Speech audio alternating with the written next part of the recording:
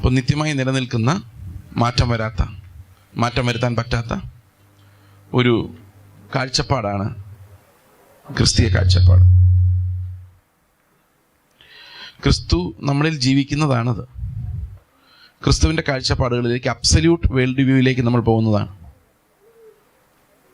നമ്മൾ ഈ ലോകത്ത് ജീവിക്കുമ്പോൾ നമ്മുടെ പെർസെപ്ഷൻസ് വ്യത്യാസമുണ്ട്. ഒരു പ്രോബ്ലത്തെ ഒരാൾ കാണുന്ന പോലല്ല വേറൊരാൾ കാണുന്നത്. നമുക്കൊരു പ്രോബ്ലം ഉണ്ടാകുമ്പോൾ അതിന് പല ഉത്തരങ്ങൾ നമുക്ക് നൽകാൻ പറ്റും. പല സൊല്യൂഷൻസ് ഉണ്ട്. ഓരോ പ്രോബ്ലമിനും പല സൊല്യൂഷൻസ് ഉണ്ട്. ബുദ്ധി കൂടുന്നതനുസരിച്ച് ഈ സൊല്യൂഷൻസിൻ്റെ എണ്ണം കൂടും. പക്ഷെ ക്രിസ്തുവിലായി കഴിഞ്ഞാൽ പിന്നെ ഒറ്റ സൊല്യൂഷനേ ഉള്ളൂ. അതിന് ഏറ്റക്കുറച്ചിലുകളില്ല.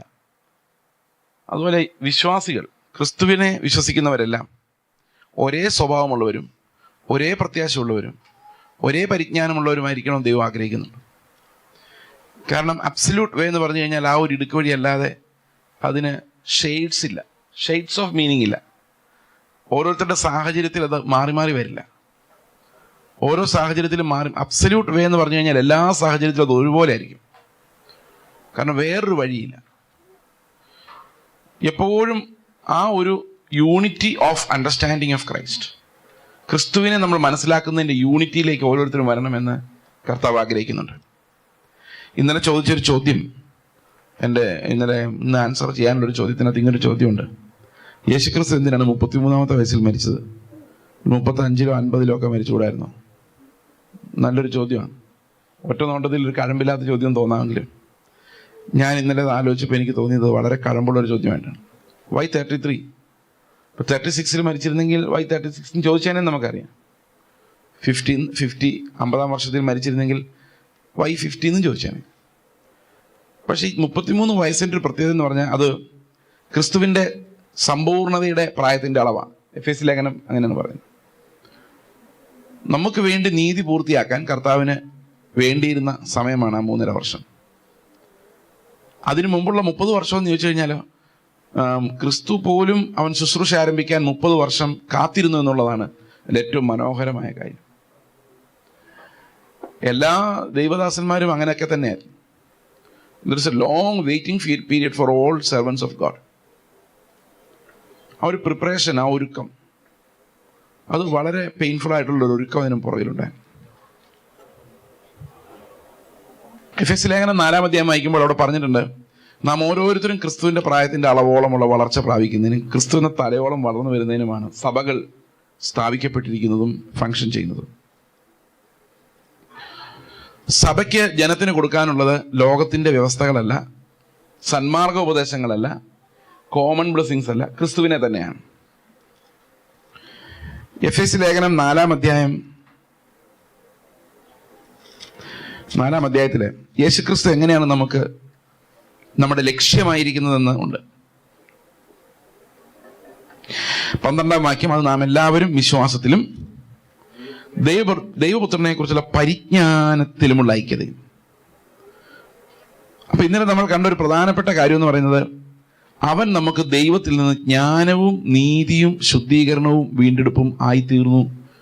He became absolute knowledge, absolute righteousness, incomparable sanctification and perfect redemption.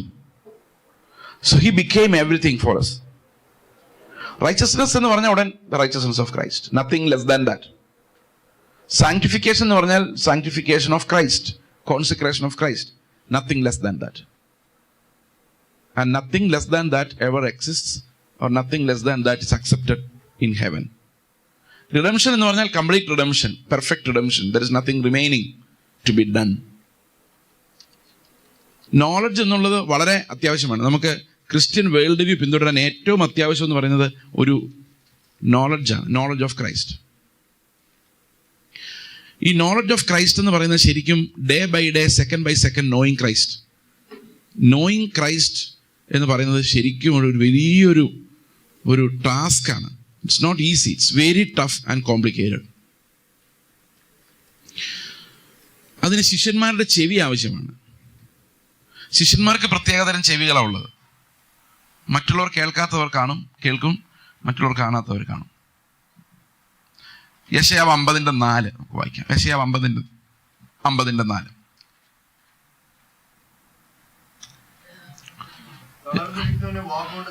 തളർന്നിരിക്കുന്നവനെ വാഗൊണ്ട് താങ്ങുവാൻ അറിയേണ്ടതിന് യഹോവയായ കർത്താവ് എനിക്ക് ശിഷ്യന്മാരുടെ നാവ് തന്നിരിക്കുന്നു. അപ്പൊ ശിഷ്യന്മാരുടെ നാവ് ഒരു പ്രത്യേകതരം നാവാണ്. അതൊരിക്കലും ആരെയും തളർത്തുകയില്ല, അതെല്ലാവരെയും താങ്ങുകയുള്ളൂ.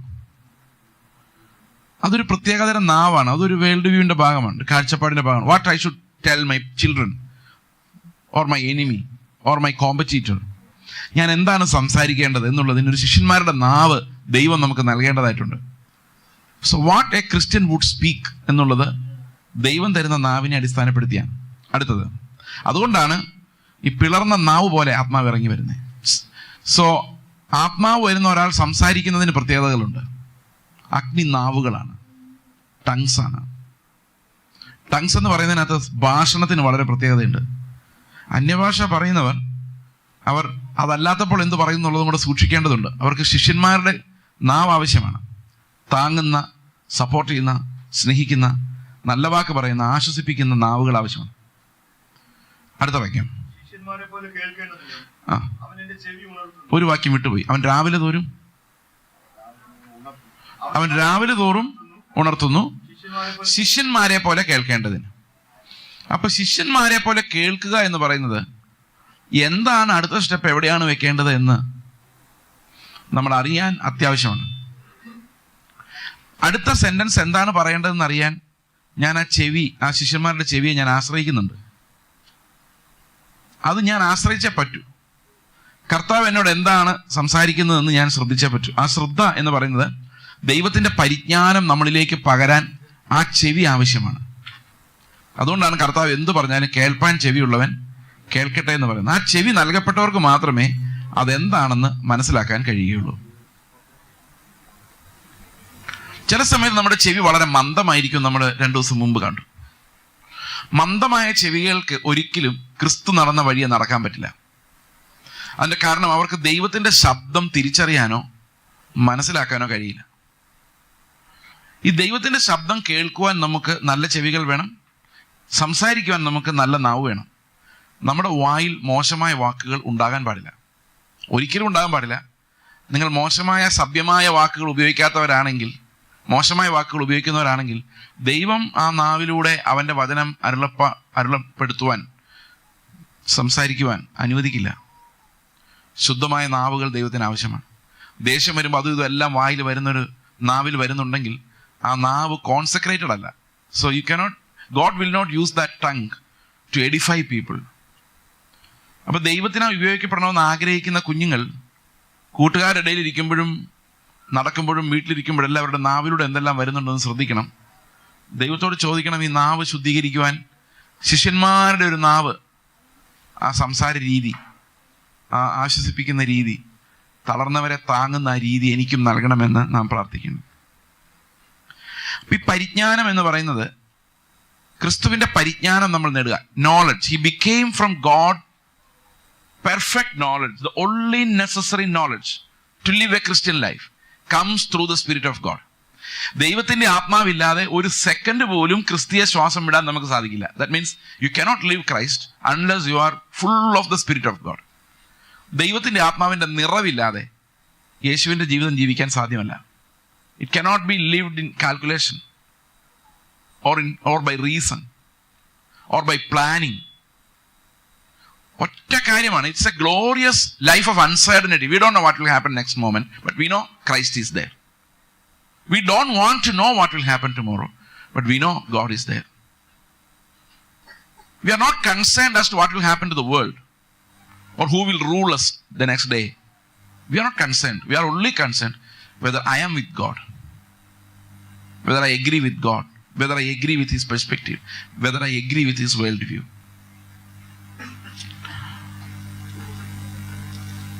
എന്താണ് പരിജ്ഞാനം? പരിജ്ഞാനം എന്നുള്ളത് വളരെ സിമ്പിളായിട്ട് നമ്മൾ പറഞ്ഞാൽ വിവരങ്ങൾ, അറിവ്, പരിജ്ഞാനം, ഇത് മൂന്നാണ്. Information, knowledge and wisdom. 3 different things. Information എന്ന് പറയുന്ന ഒരു അറിവ്, ഒരു കളക്ടിങ് ഓഫ് ഡേറ്റയാണ്, കാര്യങ്ങൾ മനസ്സിലാക്കുന്നത്. ഉദാഹരണത്തിന് ഞാൻ പാസ്റ്ററോട് എന്ന് പറയാം, പാസ്റ്റർ എൻ്റെ കയ്യിൽ ഭയങ്കരമായ സാമ്പത്തിക പ്രശ്നമാണ്, എന്താ ചെയ്യേണ്ടതെന്ന് അറിയത്തില്ല. ഇവനൊന്നും അറിയത്തില്ല, ഇവനൊരു വിവരവും ഇല്ല. അവൻ എന്തില്ല? ഒരു വിവരവുമില്ല. നമ്മൾ ചിലപ്പം തമാശയുടെ പറയുന്നത് ഹി ഹാസ് നോ ഇൻഫർമേഷൻ. അവനൊരു വിവരവുമില്ല. ഇവൻ ചെന്ന് പാസ്റ്റർ ചോദിക്കുമ്പോൾ പാസ്റ്റർ പറയാണ് പ്രാർത്ഥിച്ചാൽ മതി ദൈവം തരും. ഇത് നല്ലൊരു ഇൻഫർമേഷനാണ്. അപ്പൊ ഇവനൊരു ഇൻഫർമേഷൻ കിട്ടി. എന്ത് കിട്ടി? പ്രാർത്ഥിച്ചാൽ ദൈവം പണം തരും. തരുമോ? തരുമോ ഇല്ലയോ? തരും. പ്രാർത്ഥിച്ചാൽ ദൈവം തരാതിരിക്കൊന്നുമില്ല, തരും. പ്രാർത്ഥിക്കാതെ ദൈവം തരുന്നതാണ് അതിന്റെ രസം. പ്രാർത്ഥിച്ചാൽ ദൈവം തരും. അപ്പൊ നിങ്ങൾ ചോദിക്കും പ്രാർത്ഥിക്കാതെ തരുന്നതിനകത്ത് എന്താ രസം എന്ന്. ഈ പ്രാർത്ഥിക്കാതെ തരിക ഞാൻ ഉദ്ദേശിച്ചത് നിങ്ങൾ പ്രാർത്ഥിക്കണ്ട എന്നുള്ള അർത്ഥത്തിലല്ല. പ്രാർത്ഥിക്കുമ്പോൾ മുഴുവൻ ഈ ലോകത്തിലെ ആങ്സൈറ്റി വെച്ച് പ്രാർത്ഥിക്കാതെ ആത്മാവിന്റെ ഞരക്കത്തോട് എഗ്രി ചെയ്ത് പ്രാർത്ഥിക്കുവാണെങ്കിൽ ദൈവത്തിന് കൂടുതൽ ഇഷ്ടമായിരിക്കും. നമ്മൾ പ്രാർത്ഥിക്കുന്ന സമയത്തെല്ലാം നമ്മുടെ എന്താവശ്യം കർത്താവിനോട് പറയാം, ചോദിച്ചാൽ അവൻ തരികയും ചെയ്യും. പക്ഷെ പ്രാർത്ഥനയിലൂടെ നമ്മൾ ദൈവത്തെ മഹത്വപ്പെടുത്തണമെങ്കിൽ ആത്മാവ് എന്തിനു വേണ്ടി ഞരങ്ങുന്നു അതേ ഞരക്കത്തോടുകൂടി അതേ പ്രാർത്ഥനകൾ നമ്മൾ കണ്ടെത്തണം. If Holy Spirit is praying for me, what will he be praying for me? അവൻ എന്തായിരിക്കും എനിക്ക് വേണ്ടി പ്രാർത്ഥിക്കുന്നത്? ആ പ്രാർത്ഥനയിലേക്ക് ഞാൻ എത്തിയാൽ അത് ദൈവത്തിന് മഹത്വം കൊടുക്കുന്ന പ്രാർത്ഥനയായിരിക്കും.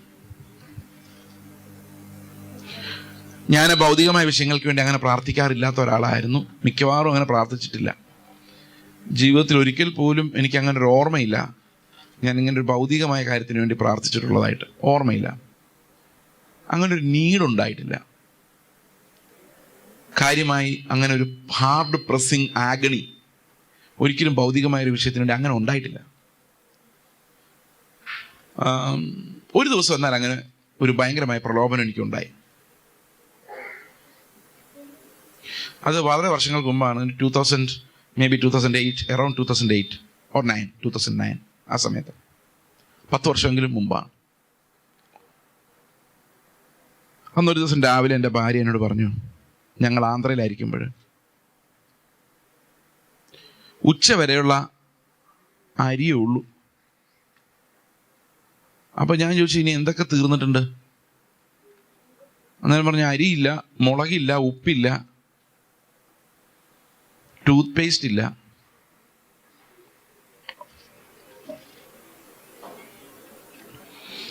ഇല്ല, പിന്നെ ബാത്തിങ് സോപ്പ് ഇല്ല, ഇത്രയും കാര്യങ്ങളില്ല, പൈസയും ഇല്ല. അപ്പൊ ഞാൻ പറഞ്ഞു ഉച്ചവരെ കുഴപ്പമില്ലല്ലോ. ഇല്ല, നമുക്ക് നോക്കാം. ഉച്ചയായി, ആഹാരം കഴിച്ചു. 2 മണിയായി, 3 മണിയായി, 5 മണിയായി, ഒരനക്കവും ഇല്ല. അന്ന് ഞങ്ങളുടെ കൂടെ 12 പേരാ താമസിക്കുന്നത്. ഏറ്റവും ഇളയ കൊച്ചിന് 1.25 വയസ്സ്. അപ്പൊ ഞാൻ കർത്താവിനോട് പറഞ്ഞു, കർത്താവേ ഇത് കഷ്ടമായിപ്പോയി. ഞാൻ ഒറ്റ കാര്യമായിരുന്നു പറഞ്ഞുള്ളൂ, എനിക്ക് സമ്പാദ്യം വേണ്ട, വേറൊന്നും ഈ ലോകത്ത് ഞാൻ ആവശ്യപ്പെടുന്നില്ല, പക്ഷെ അനുദിനം നീ എന്നെ നടത്തണം. ഒറ്റ കാര്യം ചോദിച്ചിട്ടുണ്ടായിരുന്നുള്ളൂ. പക്ഷെ ഈ പിള്ളേരെല്ലാം കൂടെ ആയിട്ട് ഞാൻ ഇനി എന്ത് ചെയ്യും? ഇത് പ്രാർത്ഥനയല്ലായിരുന്നു, ഒരു പിറുപിറുക്കലായിരുന്നു. ദൈവം എന്നോട് നീതി കാണിക്കുന്നില്ല എന്നുള്ള ഒരു പാപിയുടെ ശബ്ദമായിരുന്നു അത്. അപ്പനിൽ വിശ്വാസമില്ലാത്ത ഒരു പാപിയുടെ ശബ്ദമായിരുന്നു. ഒരു 8 മണിയായപ്പോൾ ഒരു കാറ് ഞങ്ങളുടെ വീടിന് മുമ്പിൽ വന്നു നിന്നു. ആ കാറിനകത്തുനിന്ന് ഒരു 25 കിലോ ചാക്ക് അരി ആ മനുഷ്യനെടുത്ത് വെളിയിൽ വെച്ചു. അതിലെനിക്ക് വലിയ അത്ഭുതം തോന്നിയില്ല. കാരണം ദാറ്റ്സ് നോർമൽ, നാച്ചുറൽ. പിള്ളേരൊക്കെയുള്ള വീടല്ലേ എന്ന് വിചാരിച്ചു കാണുമായിരിക്കും. പക്ഷെ അതിൻ്റെ പുറകെ വന്ന സാധനങ്ങൾ 10 വർഷം കഴിഞ്ഞാൽ എനിക്ക് മറക്കാൻ പറ്റില്ല. ഒരു പാക്കറ്റ് ഉപ്പ്, ഒരു പാക്കറ്റ് മുളക്, ഒരു ബാത്തിങ് സോപ്പ്, ഒരു മെഡിമിക്സിൻ്റെ ഒരു ചെറിയ ബാത്തിങ് സോപ്പ്, ഒരു ചെറിയ ടൂത്ത് പേസ്റ്റ്. ഞങ്ങളുടെ വീട്ടിൽ എന്തെല്ലാം ഇല്ല അത് മാത്രം. ഞങ്ങളുടെ വീട്ടിലില്ലാത്ത ഒരു സാധനം കൂടെ അതിനകത്ത് ഉണ്ടായിരുന്നു. ഈ തൈര് മുളക് എന്ന് പറയുന്ന ഒരു സാധനം, ഒരു പാക്കറ്റ്, അത് മാത്രം എക്സ്ട്രാ. ബാക്കിയെല്ലാം വീട്ടിൽ എന്തില്ലെന്ന് രാവിലെ പരാതി പറഞ്ഞോ, എക്സാക്ട്ലി അത് തന്നെ. അത് പേസ്റ്റ് ഉൾപ്പെടെ ഒന്ന് ആലോചിക്കുക. ഒരു വീട്ടിലൊരാൾ ഗിഫ്റ്റ് കൊടുക്കുന്ന ഒരു പാക്കറ്റ് ഉപ്പ് 7 രൂപയുള്ളൂ, ഒരു പാക്കറ്റ് ഉപ്പിന്. ഞാനിത് കണ്ട അന്തം വിട്ട് നിൽക്കുക. അത് ഞാൻ പോകാൻ നേരത്തെ ഒരു 3000 രൂപ പോക്കറ്റ് വെച്ച് തന്നു. 2850 രൂപയാണ് റെന്റ്. അത് അടച്ചിട്ടില്ല. ഇപ്പൊ കർത്താവ് എന്നോട് സംസാരിച്ചത് ഇങ്ങനെയാണ്: നിന്റെ കിച്ചണിലെ ഓരോ ബോക്സിലും എന്തെല്ലാമുണ്ട്, അത് എപ്പോൾ തീരുമെന്ന് നീ അറിയുന്നതിനേക്കാളും കൃത്യമായി അറിയുന്നവനാണ് ഞാൻ. അതുകൊണ്ട് എന്നെ സംബന്ധിച്ച് എനിക്ക് തോന്നി എന്നാന്നറിയോ, എൻ്റെ പിറുപിറുക്കൽ കേട്ടപ്പോൾ കർത്താവ് ആ മനുഷ്യനെ ഇറക്കി വിട്ട് കൃത്യം അതേ സാധനം മേടിപ്പിച്ച് വീട്ടിൽ കൊണ്ടുപോയി കൊടുത്തപ്പോൾ ആ കർത്താവിൻ്റെ ഹൃദയത്തിലെ വേദന എന്തായിരുന്നായിരിക്കും ഞാൻ ആലോചിച്ചു. I pained him so much that night. എനിക്കറിയാം, ഞാൻ വിചാരിച്ച കർത്താവ് ഒരു നല്ല അടി എനിക്ക് തരുമായിരുന്ന കുഴപ്പമില്ലായിരുന്നു, ഇൻസ്റ്റെഡ് ഓഫ് ദീസ് തിങ്സ്.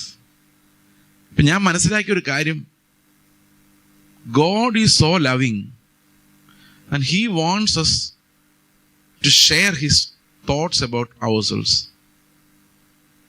നമ്മളെക്കുറിച്ച് അവൻ എന്ത് ചിന്തിക്കുന്നോ ആ ചിന്തകളുടെ പങ്കാളിത്തത്തിലേക്ക് നമ്മൾ വരണം.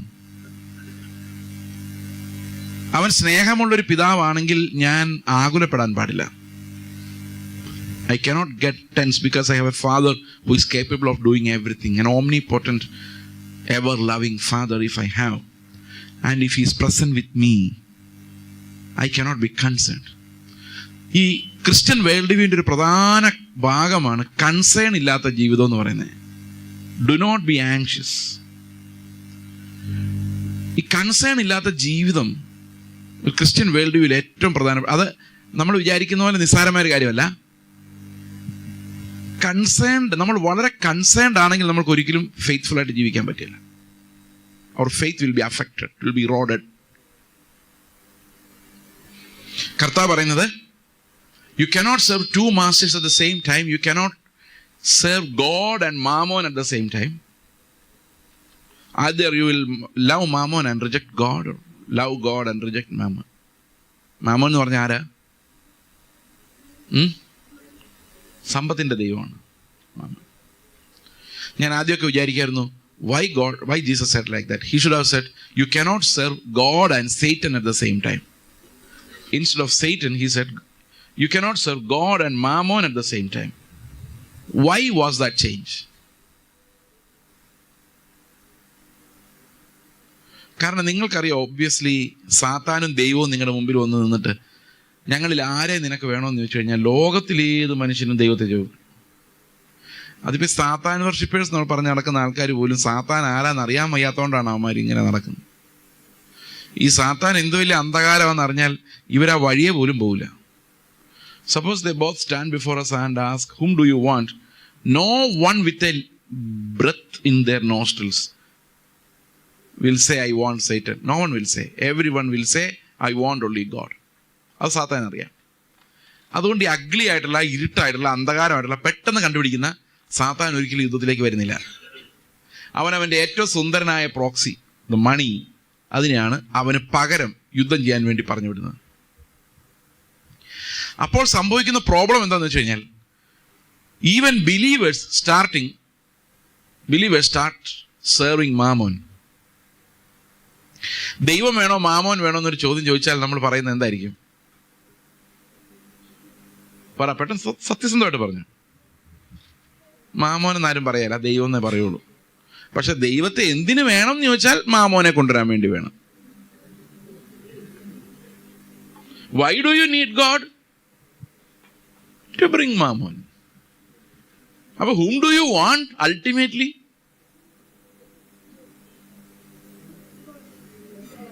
God. Why do you want God? To bring Mammon. Then whom do you want ultimately? God. Okay. So if you don't reject him, he will be very powerful. നമ്മൾ എന്തിനെ ഈ ലോകത്തിൽ റിജക്റ്റ് ചെയ്യുന്നോ അതിന്മേൽ നമുക്ക് അധികാരമുണ്ട്. റിജക്റ്റ് ചെയ്തില്ലെങ്കിൽ അതിന് നമ്മുടെ മേൽ അധികാരം. ഏനോ പണ്ടൊരു യുദ്ധം നടക്കുന്ന കാലത്ത്, ഞാൻ നിങ്ങളോട് പറഞ്ഞിട്ടുണ്ടേ കഥയെന്നറിയില്ല, യുദ്ധം നടക്കുന്ന കാലത്ത് an Indian army man caught a Pakistani soldier as a prisoner of war, POW. Then he dialed his commandant and told him, I have caught a prisoner of war. The commander was very happy. He said, oh, congratulations, dear boy, you bring him when you come to my office. After 2 minutes, this man dialed again and told the commander, sir, yes, tell me. That man is not coming with me. ഞാൻ പിടിച്ചവൻ എൻ്റെ കൂടെ വരുന്നില്ല. അപ്പൊ commander പറഞ്ഞു, okay, leave him and you come. Phone വെച്ചു. After a while, he again dialed the commander and said, what's your case this time? അവൻ പറഞ്ഞു, he is also not letting me go. അവൻ എന്നെ വിടുന്നുമില്ല. ആരെയാ പിടിച്ചേക്കുന്നത്? ഇവൻ അവനെയാണോ അവൻ ഇവനെയാണോ? ആരെയാ പിടിച്ചേക്കുന്നത്? ഇവൻ അവനെയല്ല, അവൻ ഇവനെയാ. ഇവൻ വിചാരിച്ചിരിക്കുന്നത് ഇവൻ അവനെ പിടിച്ചേക്കുന്നത്. ഇതുപോലെ നമ്മുടെ പണത്തിൻ്റെ കാര്യം പറഞ്ഞു. നമ്മുടെ വിചാരം പണം നമുക്കൊരു സെർവൻ്റാന്നാ. നമുക്കിഷ്ടമുള്ളപ്പം നമുക്കിഷ്ടമുള്ളത് ചെയ്യാൻ പണം എന്ന സാധനം നമ്മൾ സെർവൻ്റായിട്ട് ഉപയോഗിക്കുക, നമ്മുടെ ചിന്ത. പക്ഷെ ശരിക്കും സെർവൻ്റാ നമ്മളാ, പണമല്ല. Because money can ask you to go anywhere in the world and you will obey. Money can make a demands on you, make a number of demands on you, and you will obey every demand. And you will never say, no, you go away. You always say, come, please come. ആർക്കാ നിങ്ങളുടെ മേൽ authority? നിങ്ങൾക്ക് അതിന്മേലാണോ അതിന് നിങ്ങളുടെ മേലാണോ? ഒന്ന് പരിശോധിച്ച് നോക്കി, എന്തുമാത്രം അതോറിറ്റി പണത്തിന് നമ്മുടെ മേലുള്ളതെന്നറിയാം. When you start rejecting him. ഞാൻ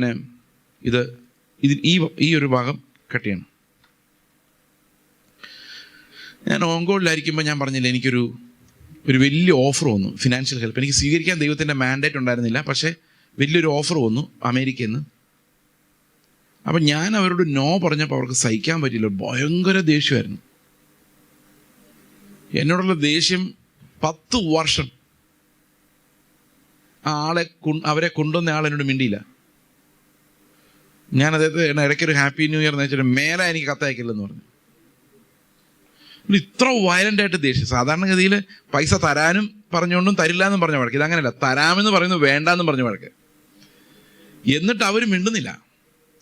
ഞാൻ എത്ര ആലോചിച്ചിട്ടൊരു പിടി കിട്ടുന്നില്ല, ഇവർക്ക് എന്താ ഇത്ര ദേഷ്യം? പിന്നെ മനസ്സിലായത്, I was abusing their God. When their God is abused, they cannot stand it. എന്തോരു അഹങ്കാരം അവനെന്നാ ചോദിക്കുന്നത്. To say no to my mammon.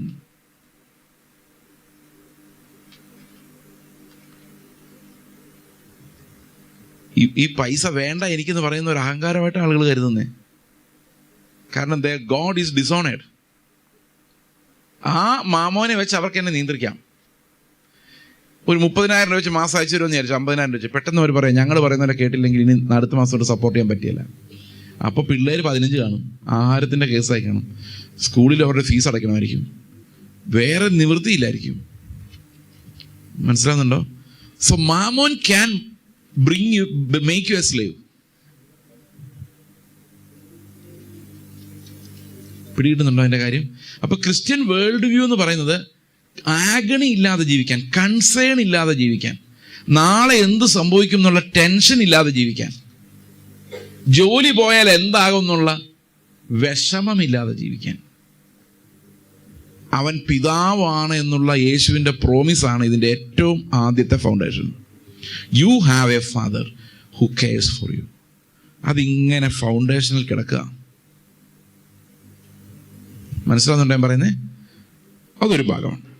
പരിജ്ഞാനം എന്ന് പറഞ്ഞാൽ എന്താണെന്നാണ് നമ്മൾ പറഞ്ഞു വന്നുകൊണ്ടിരുന്നത്. അപ്പം പാസ്റ്ററോട് ചോദിച്ചു, അയ്യോ എനിക്ക് പൈസ, ഒരു നയാ പൈസ കയ്യിലില്ല, ഞാൻ എന്ത് ചെയ്യണമെന്ന് വെച്ചാൽ പാസ്റ്റർ പറഞ്ഞു, പ്രാർത്ഥിച്ചാൽ മതി, ദൈവം തരും. ഓക്കെ, അപ്പോൾ എനിക്കൊരു കാര്യം മനസ്സിലായി, പ്രാർത്ഥിച്ചാൽ ദൈവം തരും. തരുമോ? തരും. ഞാൻ പ്രാർത്ഥിച്ചു, ദൈവം എനിക്ക് പൈസ തന്നു. അപ്പോൾ എനിക്കൊരു ഈ വിവരം എന്ന് പറയുന്നത് എനിക്ക് എന്തായി മാറി? അറിവായി മാറി. അപ്പൊ ഇനി നാളെ ഒരാൾ എന്നോട് പറയാണ് സാമ്പത്തികമായിട്ട് എനിക്ക് ഭയങ്കര ടൈറ്റാണ് എന്ന് പറഞ്ഞാൽ ഞാൻ പറയും പ്രാർത്ഥിച്ചാൽ മതി, ദൈവം തരും. ഇത്രയും നേരം എനിക്ക് വിവരമായിരുന്നെങ്കിൽ അതൊരു അനുഭവമായപ്പോൾ അതിന് നമുക്ക് അതെന്തായി മാറി? അറിവായി മാറി. ഇനി പരിജ്ഞാനം എന്ന് പറയുന്നത് വേറൊരു സാധനം. എന്താണ് പരിജ്ഞാനം? ഞാൻ പാസ്റ്റർ പറയാണ്, എൻ്റെ കയ്യിൽ ഒരു നയാ പൈസ ഇല്ല. പാസ്റ്റർ പറയാം, ഒന്നും വിഷമിക്കേണ്ട, നയാ പൈസ കയ്യിലില്ലാതെ നമ്മുടെ കർത്താവ് ഈ ലോകത്ത് ജീവിച്ചത്. അവന് ടാക്സ് അടയ്ക്കേണ്ടി വന്നപ്പോൾ മീനിന്റെ വായിൽ നിന്ന് എടുത്താണ് ടാക്സ് അടച്ചത്. കയ്യിലുണ്ടായിരുന്നില്ല. ഒരു നാണയം കൊണ്ടുവരാൻ കർത്താവ് അവരോട് പറയേണ്ടി വന്നു, സീസറുടെ മുദ്ര കാണിക്കാൻ.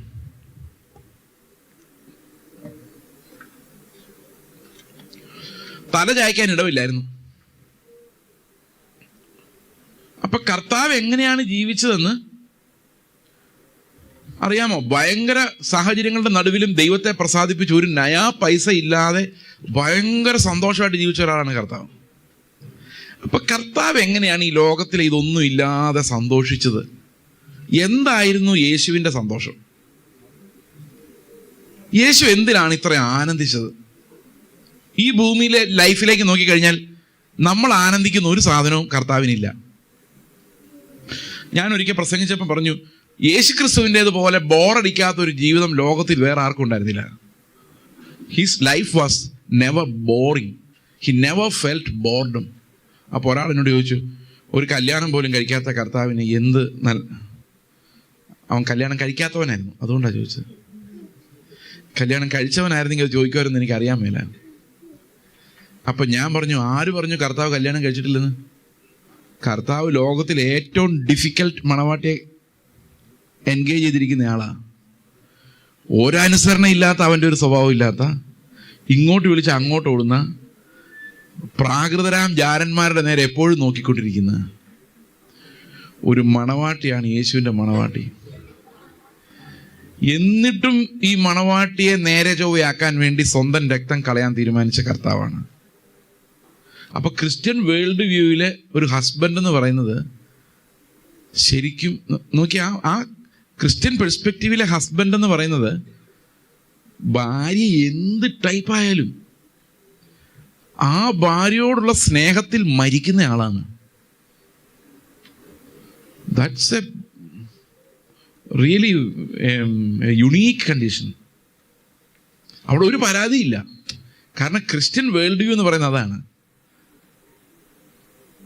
ഇതുപോലെ ലോകത്തൊരിടത്തും ഇല്ല. അതുപോലെ ക്രിസ്ത്യാനിറ്റിയുടെ വിവാഹത്തെക്കുറിച്ചുള്ള കൺസെപ്റ്റ് ലോകത്തിൽ ഒരു മതത്തിലും പറയാൻ പറ്റില്ല. That's why we say it's absolute. There are no comparisons. നീ എന്നോട് നല്ലതാണ്, ഞാൻ നിന്നോട് നല്ലതായിരിക്കും പറയാൻ പറ്റില്ല. അത് റിലേറ്റീവാ, ആപേക്ഷികമാ. നിന്നേക്കാൾ ഭേദം, അവളേക്കാൾ ഭേദം ഞാൻ എന്ന് പറയാൻ പറ്റില്ല, ആപേക്ഷികമാ. അവളെത്ര മോശമായാലും ഞാൻ യേശുവിനെ പോലെയാണ്. ഇതാണ് അബ്സല്യൂട്ട്. അവനെത്ര മോശമായാലും ഞാൻ യേശുവിനെ പോലെയാണ്, അബ്സല്യൂട്ട്.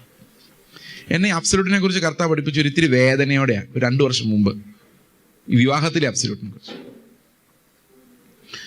ഒരു ദിവസം ഞാനിങ്ങനെ ആലോചിക്കുക, എൻ്റെ ദൈവമേ, കഴിഞ്ഞ 2 ആഴ്ചയായിട്ട് വീട്ടിൽ ഞാൻ എന്ത് പറഞ്ഞാലും എൻ്റെ ഭാര്യയ്ക്ക് ഇഷ്ടപ്പെടുന്നില്ല, ഭാര്യ എന്ത് പറഞ്ഞാൽ എനിക്ക് ഇഷ്ടപ്പെടുന്നില്ല.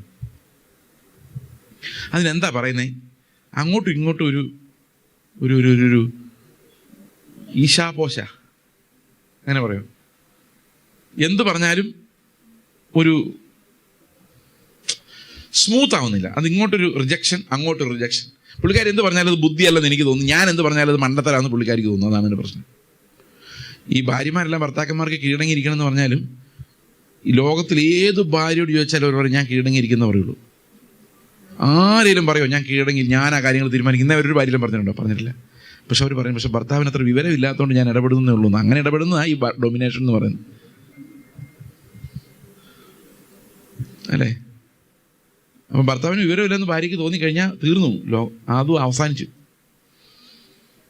പിന്നെ ഭാര്യയ്ക്ക് നിയന്ത്രിച്ചേ പറ്റുള്ളൂ. കാരണം വിവരക്കേട് കാണിച്ചാൽ തകർന്നു പോലും. അപ്പം ഭർത്താവിൻ്റെ വിവരക്കേട് കാരണം ഞാൻ ഇങ്ങനെ ഉപദേശിക്കുന്നതേ ഉള്ളൂ, അല്ലാതെ ഞാനല്ല നിയന്ത്രിക്കുന്നതെന്നൊക്കെ പറഞ്ഞ കാര്യമൊന്നുമില്ല. Okay, anyway. അപ്പം ഞാനൊരു ദിവസം കർത്താവ് ചോദിച്ചു, കർത്താവെ, കല്യാണം കഴിച്ച് 15 വർഷമായിട്ട് ഇല്ലാതിരുന്ന ഈ പ്രതിഭാസം, ഈ ഉടക്ക് ഈ ഉടക്കം എങ്ങനെ ഇവിടെ വന്ന് ചാടിയത്? അപ്പോൾ 2 ദിവസം കഴിഞ്ഞപ്പോൾ കർത്താവ് എന്നോട് പറഞ്ഞു, നീ അഗപ്പേന്ന് കേട്ടിട്ടുണ്ടോ? ഉണ്ട്. അപ്പോൾ ഇങ്ങോട്ടുള്ള എങ്ങനെ നോക്കണ്ട. ഓ അത് ശരി. ഈ അഗപ്പയുടെ പ്രത്യേകത എന്താണെന്ന് വെച്ച് കഴിഞ്ഞാൽ ഇരുട്ട് കൂടുന്തോറും ഇത് കൂടുതൽ കത്തും. അപ്പം ഇങ്ങോട്ടുള്ള പെരുമാറ്റം മോശമായാൽ എന്ത് സംഭവിക്കും? അങ്ങോട്ടുള്ളത് കുറച്ചുകൂടെ ബെറ്റർ ആവും. ഇങ്ങോട്ടുള്ളത് വളരെ മോശമായാൽ അങ്ങോട്ടുള്ളത് പെർഫെക്റ്റ് ആവും. അതാണ് അഗപ്പയുടെ പ്രത്യേകത. ചിന്തിക്കാൻ പറ്റുമോ? മനുഷ്യന്റെ ഒരു വേൾഡ് വ്യൂവിലും അതില്ല. അതായത് ഭർത്താവ് ഭാര്യയെ കുനിച്ചു പിടിച്ച് ഇടിക്കുന്നു, ഓരോ ഇടി കഴിയുമ്പോഴും ഭാര്യയ്ക്ക് ഭർത്താവിനുള്ള സ്നേഹം വർദ്ധിച്ചു വരും. ഇമ്പോസിബിൾ. വീട്ടിലോട്ട് ഭർത്താവ് ചെന്ന് കയറുമ്പോഴേ ഭാര്യ ഒരു 5 തലമുറ പുറകോട്ടുള്ള കുറ്റം പറയുന്നു. ഭാര്യമാർക്ക് അതേ പറ്റുള്ളൂ മാക്സിമം, നിങ്ങളുടെ വീട്ടുകാർ.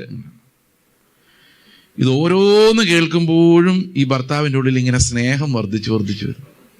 നേരത്തെ എന്താ വർദ്ധിച്ചുകൊണ്ടിരുന്നേ? അത് നിങ്ങൾ പറയണ്ട, അറിയാലോ. ഇതാണ് അഗപ്പ എന്ന് പറയുന്നത്. അപ്പൊ ഞാൻ പറഞ്ഞു, കർത്താവേ, ഈ അഗപ്പേ നടപ്പാവോ? അപ്പൊ ഞാൻ രണ്ടും കൽപ്പിച്ച് കർത്താവിന് പറഞ്ഞു, ശരി, അഗപ്പ ആയാലും എന്തായാലും ഇങ്ങോട്ടെങ്ങനെ നോക്കുന്നില്ല. 2 ദിവസം കഴിഞ്ഞപ്പോൾ എൻ്റെ ഭാര്യയോട് ചോദിക്കുക, ഇദ്ദേഹം എങ്ങനെ ഇത്ര ഭയങ്കരമായിട്ട് നന്നായത്? ഞാൻ പറഞ്ഞു, ഞാൻ നന്നായതല്ല, നീ നന്നായില്ലേലും കുഴപ്പമില്ലാന്ന് എനിക്ക് മനസ്സിലായതാ, അത്രയേ ഉള്ളൂ. അപ്പോഴാണ് പുള്ളിക്കാരിക്ക് മനസ്സിലാകുന്നത്, ഓ ഇതാണല്ലേ പരിപാടി. അതോടെ ആ പ്രശ്നം തീർന്നു. സോ ഈ ക്രിസ്ത്യൻ വേൾഡ് വ്യൂ എന്ന് പറയുന്നത് അത് നമ്മൾ എൻജോയ് ചെയ്യാൻ തുടങ്ങിക്കഴിഞ്ഞാൽ, സഹോദരങ്ങളെ, there is nothing as beautiful as that. പക്ഷെ നമുക്കതൊരു ഭയമാണ് അങ്ങോട്ട് കയറാൻ. ഇത് ശരിക്കും ജയിക്കുമോ? ഞാൻ തോറ്റു പോവില്ലേ? എൻ്റെ ആർഗ്യുമെന്റ് മിസ്സായി പോവില്ലേ? എൻ്റെ ഭാഗത്തല്ലേ ന്യായം? അപ്പം ഞാൻ മിണ്ടാതിരുന്നാൽ ന്യായം നടപ്പാകാതെ പോകൂലേ? കർത്താവ് നമ്മളെ പഠിപ്പിച്ചൊരു വലിയ പാഠമുണ്ട്. ന്യായമെല്ലാം യേശുവിൻ്റെ സൈഡിലായിരുന്നപ്പോഴാണ് യേശു മിണ്ടാതിരുന്നത്. അതുകൊണ്ടാണ് ന്യായം നടപ്പായത്. നമുക്കത് മനസ്സിലാവില്ല. പക്ഷേ when we are silent, God's justice takes the upper hand. എത്ര പേർക്ക് സന്തോഷമുണ്ട്? ഞാനൊരു എക്സാമ്പിൾ പറയാം. ഇത് എപ്പോഴും ഈ ക്രിസ്ത്യൻ വേൾഡ് വ്യൂവിൽ ജീവിക്കാൻ ഭയങ്കര പാടാണ്. ചില സമയം നമ്മൾ വെറും തറയായിട്ട് പോകും. അതിൻ്റെ എക്സാമ്പിളായത്. ഒരു ദിവസം ഞാൻ കാറിൽ ഞാലിയാകുഴി എന്ന് പറഞ്ഞ സ്ഥലത്തോടെ പോയിക്കൊണ്ടിരിക്കും. അപ്പം ഞാലിയാകുഴി ജംഗ്ഷൻ നിങ്ങൾക്ക് അറിയാമല്ലോ അല്ലേ? മിക്കവാറും ആൾക്കാർക്ക് അറിയായിരിക്കും. ഈ നാട്ടുകാരെല്ലാം നാട്ടിൽ നിന്ന് ഒത്തിരി പേരുണ്ടല്ലോ. അതൊരു ജംഗ്ഷൻ, ട്രാഫിക് ജംഗ്ഷനിൽ കൊണ്ട് ഞാൻ വണ്ടി നിർത്തി. വണ്ടി അങ്ങോട്ടും ഇങ്ങോട്ടും ക്ലിയർ ആവാൻ വേണ്ടി വെയിറ്റ് ചെയ്യുക. പുറകെ ഒരു സൂപ്പർ ബൈക്ക് എന്ന് പറഞ്ഞാൽ അറിയാമല്ലേ, സീറ്റ് ഇങ്ങനെ പൊങ്ങി നിൽക്കുന്ന ടൈപ്പ്, ഹൈ. അതായത് ബ്രേക്ക് ഒട്ടുമ്പോൾ ഇയാൾ കറങ്ങി ബാക്കിൽ നിൽക്കുന്ന ആൾ ഫ്രണ്ട് വന്ന് വീണു. അതിൻ്റെ ഡിസൈൻ എങ്ങനെ. ഇത് വന്ന് എൻ്റെ വണ്ടിക്ക് ഒറ്റ ഇടി ബാക്കിൽ നിന്ന്. അപ്പം മിററിലൂടെ നോക്കിയപ്പോൾ എനിക്ക് മനസ്സിലായി 2 സൈഡിലും ബമ്പർ ബൾജ് ഔട്ട് ആയിട്ടുണ്ട്. വാഗണറാണ്. അപ്പം ഒന്ന് ശരിക്കൊന്ന് പ്രസ് ചെയ്താൽ 2 സൈഡിലോട്ടും പോരും. അപ്പം ഇയാൾ എൻ്റെ അടുത്ത് വന്ന് ബ്രേക്ക് ചവിട്ടി വണ്ടി നിർത്തി. അപ്പം ഞാൻ പുള്ളിയോട് വിൻഡോ താത്തിട്ട് ഞാൻ പുള്ളിയോട് ചോദിച്ചു, എന്ത് പറ്റിയാന്ന് ചോദിച്ചു. അപ്പം പുള്ളി പറഞ്ഞു, ബ്രേക്ക് കിട്ടിയില്ലെന്ന് പറഞ്ഞു.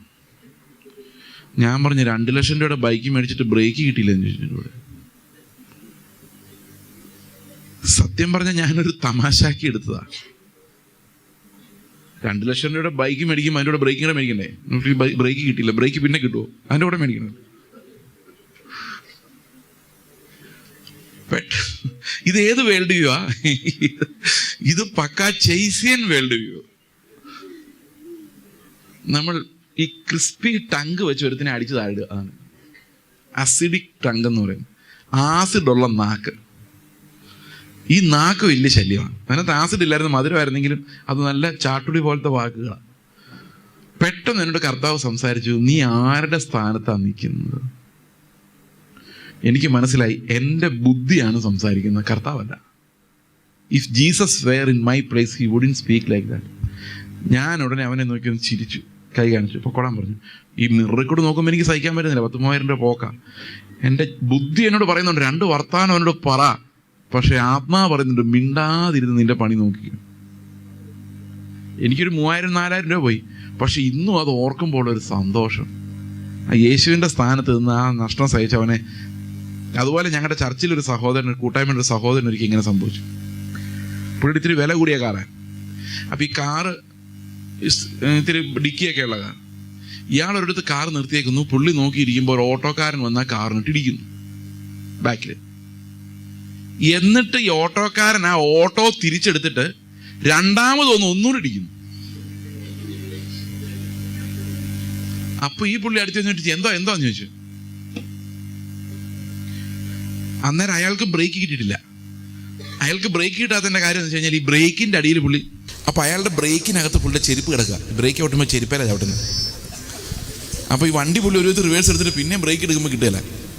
അപ്പം ഞങ്ങളുടെ സഹോദരൻ ചെന്ന് പറഞ്ഞു, എൻ്റെ വണ്ടി ചളുങ്ങി ബാക്കി ശരിക്കും ഒരു 50,000 രൂപ എനിക്ക് പോക്കായി നന്നാക്കി എടുക്കണമെങ്കിൽ എന്ന് പറഞ്ഞു. അയ്യോ സാറേ ഞാൻ പൈസ തന്നേക്കാം. നിൻ്റെ കയ്യിൽ എത്ര രൂപയുണ്ട്? 5,000 രൂപ തരാമെന്ന്. അന്നേരം പുള്ളി പറഞ്ഞു, നിൻ്റെ കയ്യിൽ എത്രയുണ്ട്? 3,000 രൂപ, 2,000 രൂപ ഞാൻ തരാമെന്ന് പറഞ്ഞു. അതൊന്നും പറ്റില്ല, 50,000 രൂപ തരണം എന്ന് പറഞ്ഞു. പറ്റില്ലെന്ന് പറഞ്ഞു. അന്നേരം പുള്ളി പറഞ്ഞു, 50,000 രൂപ തരണം, അല്ലെങ്കിൽ നീ എനിക്കൊരു വാക്ക് തരണം എന്ന് പറഞ്ഞു. എന്താണെന്ന് ചോദിച്ചു. മേലാൽ ചെരുപ്പ് ഊരിയിട്ട് വണ്ടി ഓടിക്കില്ലെന്ന് പറഞ്ഞു. ഓക്കെ പൊക്കോളാൻ പറഞ്ഞു. പുള്ളിക്ക് വിശ്വസിക്കാൻ പറ്റും. ഞാൻ പൊയ്ക്കോട്ടെ എന്ന് ചോദിച്ചു. 3,000 വേണ്ട. ഞാൻ പറഞ്ഞു, പുള്ളി പറഞ്ഞു ഇങ്ങനെ പ്രോമിസ് ചെയ്യാമെങ്കിൽ വേണ്ടെന്ന് പറഞ്ഞു. പിന്നെ പുള്ളിക്ക് ഭയങ്കര സന്തോഷമായി. ആളുടെ ആ റോഡിൽ നിന്ന് സുവിശേഷം പറഞ്ഞു ഒരു നിമിഷം കൊണ്ട്. കാരണം നമ്മൾ ഒരു നിമിഷം ആ കർത്താവിൻ്റെ ആ സൈഡിലേക്ക്, ഭയങ്കര എക്കോ ഉണ്ടല്ലോ. അപ്പോൾ 2-3 പ്രാവശ്യം നിങ്ങൾ കേൾക്കേണ്ട കാര്യമില്ല, ഒരു പ്രാവശ്യം കേട്ടാൽ മതി.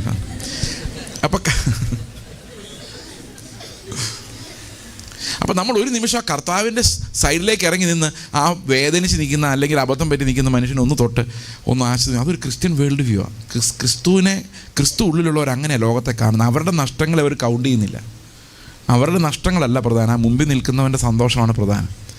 വേറൊരാളെ സ്നേഹിക്കുന്നതും അവർക്ക് വേണ്ടി ജീവൻ നഷ്ടപ്പെടുത്തുന്നതും, നിങ്ങൾ നഷ്ടപ്പെടുത്തുന്നതെല്ലാം നിങ്ങൾക്ക് ഭയങ്കര ആനന്ദം സ്വർഗത്തിലുണ്ടാക്കുന്ന കാര്യമാണ്. നിങ്ങളൊന്ന് ആലോചിക്കുക. ഇത് പറഞ്ഞ് കേൾക്കുമ്പോഴല്ലേ നമുക്ക് രസം. അതേ സമയത്ത് ഇയാൾ അയാളുടെ കഴുത്തിന് കുത്തിപ്പിടിച്ച് അവൻ്റെ വീടിനകത്ത് നിന്ന് പൈസ എടുത്തുകൊണ്ട് വന്ന് ഓട്ടോ പിടിച്ചെടുത്ത് 50,000 രൂപ ഈടാക്കി എന്ന് പറഞ്ഞ് നിങ്ങൾക്ക് എന്തെങ്കിലും സന്തോഷം തോന്നുന്നില്ല. എപ്പോഴും കർത്താവിൻ്റെ ആ പെർസ്പെക്റ്റീവിൽ നമ്മൾ ജീവിക്കുമ്പോൾ ആ പരിജ്ഞാനം, യേശു ആയിരുന്നെങ്കിൽ, ഞാൻ ഈ പരിജ്ഞാനത്തെക്കുറിച്ച് പറയാൻ വേണ്ടി അത് വന്നത്. What would Jesus do? Yesu എൻ്റെ സ്ഥാനത്തായിരുന്നെങ്കിൽ എന്ത് ചെയ്യുമായിരുന്നു? അതാ പരിജ്ഞാനം എന്ന് പറയുന്നത്. അതിന് നമുക്കിങ്ങനെ കാണാം ഒരു ഇല്ലസ്ട്രേഷൻ. ഞാൻ ഈ കത്തോലിക്ക പള്ളിയിൽ പണ്ട് ഒരു കല്യാണം കൂടാൻ പോയപ്പോഴേ വെളിയിൽ നിന്നുകൊണ്ട് ഇങ്ങനെ കാണുക, അവിടെ ക്രൂശിൽ യേശു ക്രിസ്തു കിടക്കുന്നു, കണ്ണുനീരൊലിപ്പിച്ച് വേദനയോടെ. അപ്പോൾ എൻ്റെ കൂടെ ഒരു ഓർത്തഡോക്സുകാരനുണ്ട്. പുള്ളി പറഞ്ഞു, ഇവരുടെ കർത്താവ് ഇതുവരെ ക്രൂശിൽ നിന്ന് എഴുന്നേറ്റ് പോയില്ലല്ലോ 10,000-2,000 വർഷമായിട്ട്. കാരണം ഓർത്തഡോക്സുകാരുടെ ക്രൂശിൽ കർത്താവിനെ കിടത്തുകയില്ല. ശ്രദ്ധിച്ചിട്ടുണ്ടോ? അത് 2 ക്രൂശ് അവർക്കുള്ളത്. ഒന്ന് വെറും ക്രൂശും, മറ്റൊന്ന് യേശു കിടന്ന ക്രൂശും. ഈ യേശു കിടന്ന ക്രൂശ് യേശു പുനരുത്ഥാനം ചെയ്തെന്ന് കാണിക്കാൻ വേണ്ടി ഇങ്ങനെ വളച്ച് മുകളിൽ ഇങ്ങനെ കതിര് പോലെ ഉണ്ടാക്കി വെച്ച് കണ്ടിട്ടുണ്ടോ? സ്ലീബ എന്നൊക്കെ പറഞ്ഞ്. ശ്രദ്ധിച്ചിട്ടില്ല? കണ്ടിട്ടുണ്ടോ? ഇങ്ങനെ ഡിസൈനുള്ള മുകളിൽ 3 സൈഡിൽ ഇങ്ങനെ താമര വിടർന്ന് നിൽക്കുന്ന പോലെയുള്ള. അതിൻ്റെ അർത്ഥം എന്താണെന്ന് വെച്ച് കഴിഞ്ഞാൽ യേശു ഉയർത്തെഴുന്നിട്ട് പോയി, അത് പൂത്തു എന്നാണത്. കുരിശ് ഒന്നും അറിയത്തില്ലായിരുന്നല്ലേ ഓർത്തഡോക്സുകാർക്ക്? ഓക്കെ. അപ്പോൾ ഞാൻ ഈ ക്രൂശിൽ കിടക്കുന്ന യേശു എന്ന് പറയുന്ന ആ ഒരു ഇമേജിൻ്റെ മുഖത്തേക്ക് നോക്കിയപ്പം എനിക്ക് 1994 ഫുട്ബോൾ വേൾഡ് കപ്പ് ഓർമ്മ വന്ന്. അന്ന് ഇറ്റാലിയൻ കളിക്കാരന് റോബർട്ടോ ബാജിയോ എന്ന് പറഞ്ഞൊരാളുണ്ടായിരുന്നു. ഓർമ്മയുണ്ടോ? ഈ റോബർട്ടോ ബാജിയോയുടെ ഫേസ് കട്ടായിരുന്നു ആ ക്രൂശിൽ കിടന്ന ആൾക്ക്. ഞാൻ പിന്നെ എവിടെ പോയാലും ഈ റോമൻ കത്തോലിക്കരുടെ ക്രൂശിലെ യേശു ക്രിസ്തുവിനെ ശ്രദ്ധിക്കാൻ തുടങ്ങി. എവിടെ നോക്കിയാലും ഒരു ഇറ്റാലിയൻ ഫേസ് കട്ട, ബ്ലൂ കണ്ണുകൾ, വലിയ നീണ്ട താടി, വലിയ മൂക്ക്, പിന്നെ നീളമുള്ള മുഖം, ഒത്ത ഹൈറ്റ്, ഒരു ഇറ്റാലിയൻ ഫുട്ബോളറുടെ ഒരു ലുക്കാണ്. ഞാനിത് എവിടെ നോക്കിയാലും അത് അങ്ങനെ തന്നെയാണ്. പിന്നെ ഓർത്തഡോക്സുകാരുടെ യേശുവിനെ നോക്കിക്കഴിഞ്ഞാൽ അതൊരു സിറിയൻ കട്ട, ഒരു Osama bin Laden type of ഇമേജാണ് യേശു, അല്ലേ? ശ്രദ്ധിച്ചിട്ടുണ്ട് ഇല്ലേ? അത് കറക്റ്റ് അല്ലേ ഞാൻ പറയുന്നത്? ശ്രദ്ധി നോക്കിയാൽ മതി. ഒരു സിറിയൻ ലുക്ക. CSAക്കാരുടെ അല്ല ആ ലുക്ക, കത്തോലിക്കരുടെ മാത്രമേ ഉള്ളൂ ഇറ്റാലിയൻ ലുക്ക്. ആഫ്രിക്കയിൽ പുസ്തകങ്ങളിലൊക്കെ കണ്ടു നമ്മൾ പേടിച്ചു പോകും, വിഷമിച്ചു പോകും. കാരണം യേശുവിനെ ബ്ലാക്ക് ആയിട്ട് കാണിച്ച് ഈ ചുരുണ്ട മുടിയൊക്കെ ഉള്ള യേശുവിനെ അവർ കാണിക്കുന്നത്. അപ്പം ഞാനിത് ആലോചിച്ച്, ഈ മൈക്കലാഞ്ചലോ ഡാവിഞ്ചി ഇത് വരയ്ക്കുന്നതിന് മുമ്പ് യേശുവിൻ്റെ പിക്ചർ എന്താണെന്ന് ആർക്കും അറിയാൻ മേല. അപ്പം ശരിക്കും യേശു എങ്ങനെ ഇരുന്നത് ഞാൻ ആലോചിക്കുക. അങ്ങനെ ആലോചിച്ചപ്പോൾ ഞാൻ വിചാരിച്ചു, ഈ ലോകത്ത് ചുമ്മാ വിചാരിക്കുന്ന കേട്ടോ, 700 കോടി ജനം ഉണ്ടെന്ന് വിചാരിച്ചോ. അതിൽ എത്ര പേർ വിശ്വസിക്കും? എത്ര പേർക്ക് വേണ്ടിയാണ് കർത്താവ് ആ രക്തമൊഴുക്കി പാപമോചനം നേടിയത്? എത്ര പേർ വിശ്വസിക്കുമോ അത്രയും പേർക്ക് വേണ്ടിയാണ്. അപ്പോൾ കർത്താവ് അത്രയും പേരുടെ പ്രതിനിധിയായിട്ടാണ് മരിക്കുന്നത്, ജീവിക്കുന്നു, മരിക്കുന്നു. എത്ര പേരുടെയാണ്? ആരെല്ലാം വിശ്വസിക്കുമോ അവരുടെ എല്ലാം. അപ്പോൾ യേശു ക്രിസ്തുവിന് അവരുടെ എല്ലാം ഒരു ഇമേജ് കാണുമായിരിക്കും, അവരുടെ എല്ലാം പ്രതിനിധിയാണല്ലോ. പിന്നെ ഞാൻ ആലോചിച്ചു, അല്ല ഞാൻ മാത്രം ഈ ലോകത്ത് പാപിയായിട്ടുണ്ടായിരുന്നുള്ളെങ്കിൽ യേശു ആരുടെ ഷേപ്പിൽ വന്നേനെ? ആരുടെ ഷേപ്പിൽ? ആരെപ്പോലെ ഇരുന്നേനെ? എന്നെ പോലെ ഇരുന്നേനെ. എൻ്റേതുപോലുള്ള സാഹചര്യത്തിൽ ജീവിച്ചേനെ എനിക്ക് പകരം. എൻ്റേതുപോലുള്ള പേരൻസിൻ്റെ കൂടെ ജീവിച്ചേനെ. എൻ്റേതുപോലുള്ള വഴക്കാളികളായ സഹോദരങ്ങളുടെ ഇടയിൽ ജീവിച്ചേനെ. എൻ്റേതുപോലുള്ള കുശുമ്പുകാരായ അയൽവക്കക്കാരുടെ ഇടയിൽ ജീവിച്ചേനെ. എനിക്ക് തലവേദന ഉണ്ടെങ്കിൽ അതുപോലുള്ള രോഗം സഹിച്ചേനെ. എൻ്റെ അതേ സാഹചര്യങ്ങളിൽ എനിക്ക് പകരം ജീവിച്ചേനെ. അല്ലേ? ശരിയാണോ ഞാൻ പറഞ്ഞത്? പക്ഷെ ഒരു വ്യത്യാസം ഉണ്ടായിരുന്നേനെ. യേശു ആയിരുന്നു ജീവിക്കുന്നതെങ്കിൽ എല്ലാം വ്യത്യസ്തമായിരുന്നേനെ. അവിടെ പാപമുണ്ടാകുമായിരുന്നില്ല. ഞാൻ ചെയ്യുന്നിടത്തെല്ലാം പാപമാണ്. മനസ്സിലാകുന്നുണ്ടോ? അപ്പം എൻ്റെ അതേ സാഹചര്യത്തിൽ, അതേ സിറ്റുവേഷനിൽ, അതേ അവസ്ഥയിൽ യേശു ക്രിസ്തു പാപമില്ലാതെ എങ്ങനെ അത് സോൾവ് ചെയ്തു എന്നുള്ളതാണ് പരിജ്ഞാനം. മനസ്സിലാവുന്നുണ്ടോ ഞാൻ പറയുന്നത്? ഈ പരിജ്ഞാനം ഭയങ്കര കോസ്റ്റ്ലിയാണ്. ഇപ്പം ഞാൻ ഉദാഹരണത്തിന് ഇപ്പോൾ സംസാരിച്ചുകൊണ്ടിരിക്കുമ്പോൾ ക്രിസ്തു ആയിരുന്നെങ്കിൽ, ഇപ്പം ഞാൻ സംസാരിക്കുമ്പോൾ എൻ്റെ സെൽഫ് അതിനകത്ത് ഞാൻ എത്ര വേണ്ടെന്ന് വെച്ചാലും ഇടയ്ക്കിടയ്ക്ക് ചാടി വരും. പക്ഷേ യേശു സംസാരിക്കുമ്പോൾ പിതാവിൻ്റെ ഇഷ്ടമല്ലാതെ ഒന്നും നടക്കുന്നില്ല. പിതാവിൻ്റെ പെർഫെക്റ്റ് ഇഷ്ടത്തിലേക്ക് യേശു ഇതേ സാഹചര്യത്തിനെ തന്നെ ചെല്ലുന്നത്. വേറൊരു സാഹചര്യത്തില്ല, നമുക്ക് തുല്യമായി അവൻ പരീക്ഷിക്കപ്പെട്ടിരിക്കും. അത് ലോകത്തിലുള്ള സകല മനുഷ്യർക്കും തുല്യമായ പരീക്ഷണം അവൻ അനുഭവിച്ചു. അവിടെ ഒന്നും പാപമുണ്ടായില്ല. അതെന്താണ് ആ ഡിഫറൻസ്? ആ ഡിഫറൻസാണ് പരിജ്ഞാനം. അപ്പം ഞാനും ക്രിസ്തുവും തമ്മിൽ എപ്പോഴും ഒരു ഗ്യാപ്പുണ്ട്. എൻ്റെ സ്ഥാനത്ത് അവൻ എന്ത് ചെയ്യുമായിരുന്നു എന്നുള്ള വെളിപ്പാടാണ് പരിജ്ഞാനം. മനസ്സിലാവുന്നുണ്ടോ? ഈ പരിജ്ഞാനത്തിലേക്കാണ് ഓരോ വിശ്വാസിയും അടിസ്ഥാനമിട്ട് വളരേണ്ടത്. ഇത് ദൈവത്തിൻ്റെ ആത്മാവ് നമ്മളോട് പറഞ്ഞു തരാതെ നമുക്ക് മനസ്സിലാവില്ല. കാരണം വേദപുസ്തകം നമ്മളെ പരിജ്ഞാനം പഠിപ്പിക്കുന്നില്ല, പരിജ്ഞാനത്തിനുള്ള ഫൗണ്ടേഷൻ മാത്രമേ ഇടുന്നുള്ളൂ. ഞാൻ ആ വാക്യം വായിക്കാം. എബ്രായ ലേഖനം 6-ാം അധ്യായത്തിൻ്റെ 1-ാം വാക്യം. എബ്രായർ 6:1. അതുകൊണ്ട് നിർജീവ പ്രവൃത്തികളെക്കുറിച്ചുള്ള മാനസാന്തരം, ദൈവത്തിങ്കലെ വിശ്വാസം, സ്നാനങ്ങളെക്കുറിച്ചുള്ള ഉപദേശം, കൈവെപ്പ്, മരിച്ചവരുടെ പുനരുത്ഥാനം, നിത്യശിക്ഷാവിധി എന്നിങ്ങനെയുള്ള അടിസ്ഥാനങ്ങൾ പിന്നെയും ഇടാതെ. എന്ന് പറഞ്ഞാൽ ക്രിസ്തീയ ജീവിതത്തിന് പല ഘട്ടങ്ങളുണ്ട്. ഒന്നൊരു മനുഷ്യൻ യേശു ക്രിസ്തുവിൽ വിശ്വസിച്ച് മുൻപോട്ട് വരുന്നു, അവനെ സ്നാനപ്പെടുത്തുന്നു, സഭയിൽ അംഗമാക്കുന്നു. ഓക്കെ, അത് ഇനിഷ്യേഷനാണ്, ആദ്യം നടക്കേണ്ടതാണ്. അതിനുശേഷം അവനെ പഠിപ്പിക്കുന്നു. എന്താണ് അവനെ പഠിപ്പിക്കേണ്ടത്? ഇപ്പോൾ വായിച്ച കാര്യങ്ങളാണ് അടിസ്ഥാന ഉപദേശങ്ങൾ. എന്തൊക്കെയാണ് ഇവിടെ പറഞ്ഞിരിക്കുന്നത്? മാനസാന്തരം. ആദ്യം പഠിക്കേണ്ടത് നിർജീവ പ്രവൃത്തികളിൽ നിന്നുള്ള മാനസാന്തരം. ജീവനില്ലാത്ത പ്രവൃത്തികൾ, ക്രിസ്തു ഇല്ലാത്ത പ്രവൃത്തികൾ, എൻ്റെ മരണത്തിൽ നിന്ന് വരുന്ന പ്രവൃത്തികൾ, മരണം രാജാവായ പ്രവൃത്തികൾ, മരണത്തെ ഭയപ്പെട്ട് ഞാൻ ചെയ്യുന്ന പ്രവൃത്തികൾ, അതിൽ നിന്നെല്ലാം മാനസാന്തരപ്പെടണം. നിർജീവ പ്രവൃത്തികളിൽ നിന്ന് മാനസാന്തരം, ദൈവത്തിങ്കലെ വിശ്വാസം, സ്നാനങ്ങളെക്കുറിച്ചുള്ള ഉപദേശം, കൈവെപ്പ്. കൈവെപ്പ് എന്ന് പറഞ്ഞാൽ എന്താ? ഇന്നിപ്പോൾ ആരെയും കൈവയ്ക്കുന്ന അവസ്ഥയാണ് അല്ലേ? ഈ കൈവെപ്പ് എന്ന് പറഞ്ഞാൽ എന്താ? സഭയുടെ ഒരു ശുശ്രൂഷയാണ് ഈ കൈവെപ്പ്.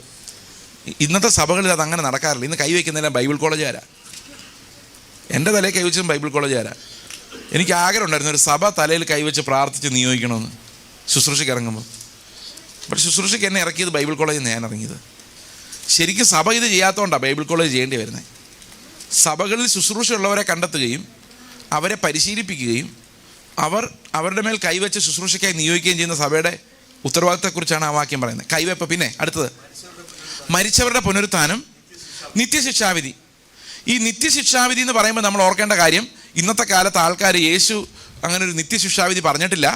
നിത്യമായ നരകമില്ല, അത് കുറച്ച് നാളത്തേക്കേ ഉള്ളൂ. അത് കഴിയുമ്പോൾ എല്ലാവരും തിരിച്ച് പിശാച് ഉൾപ്പെടെ എല്ലാം മാനസാന്തരപ്പെടും, എല്ലാ ലോകത്തുള്ള സകലരും രക്ഷിക്കപ്പെടും. യൂണിവേഴ്സിറ്റി എല്ലാവർക്കും വേണ്ടിയാണ് ക്രിസ്തു മരിച്ചത്. അതുകൊണ്ട് ഒരാൾക്ക് വേണ്ടി ക്രിസ്തു മരിച്ചാൽ പിന്നെ അവന് അതിനുവേണ്ടി മരിക്കാൻ പറ്റില്ല. കാരണം ഒരു പാപത്തിന് ഒരിക്കലേ കടം വീട്ടാൻ പറ്റുള്ളൂ. മനസ്സിലാവുന്നുണ്ടോ ഞാൻ പറയുന്നത്? ഇപ്പം ഞാൻ ഈ പാസ്റ്റർക്ക് 5 ലക്ഷം രൂപ കൊടുക്കാണ്ടെന്ന് വിചാരിച്ചാൽ മതി കേട്ടോ. അപ്പോൾ ഇവിടുത്തെ ഒരു ബ്രദർ പറയാണ്, പാസ്റ്റർ വിഷമിക്കേണ്ട, ഞാൻ 5 ലക്ഷം രൂപ കൊടുത്തേക്കാം എന്ന് പറഞ്ഞു, മേടിച്ചു. അപ്പോൾ എൻ്റെ കടം വീഡിയോ, പിന്നെ ഞാൻ പോയി 5 ലക്ഷം രൂപ കൊടുക്കേണ്ട കാര്യമുണ്ടോ? ഉണ്ടോ? പറ, എന്തേലും ഒന്ന് പറ. ഇല്ല. അപ്പം എൻ്റെ കടം യേശുക്രിസ്തു വീട്ടിയാൽ പിന്നെ ഞാനും കൂടെ പോയി അത് വീട്ടാൻ പറ്റുമോ? ഇല്ല. അപ്പം ലോകത്തിലുള്ള എല്ലാ മനുഷ്യർക്കും വേണ്ടി യേശു മരിച്ചു എന്ന് പറയുന്ന കുഴപ്പമില്ല.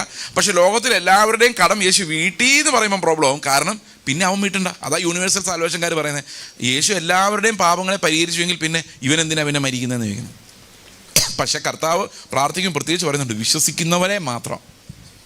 അത് യോഹന്നാൻ 3:16 പറയുന്നുണ്ട്, തൻ്റെ ഏകജാതനിൽ വിശ്വസിക്കുന്ന ഏവനും നശിച്ചു പോകാതെ നിത്യജീവൻ പ്രാപിക്കാൻ ദൈവം അവനെ നൽകുവാൻ തക്കവണ്ണം ലോകത്തെ സ്നേഹിച്ചു. ലോകത്തെ സ്നേഹിച്ചത് പക്ഷെ വിശ്വസിക്കുന്നവർ നശിച്ചു പോകാതിരിക്കാൻ വേണ്ടിയാണ്.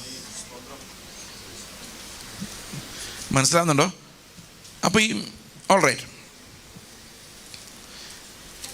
അപ്പോൾ ഈ വിശ്വാസത്തിലൂടെ നമ്മൾ നേടുന്ന പരിജ്ഞാനം, ആ പരിജ്ഞാനത്തിൻ്റെ ഫൗണ്ടേഷനാണ് ഈ ക്രിസ്തീയ ജീവിതത്തിന് ഏറ്റവും പ്രധാനമായിട്ട് നമ്മൾ നേടിയെടുക്കേണ്ട ഒരു കാര്യം.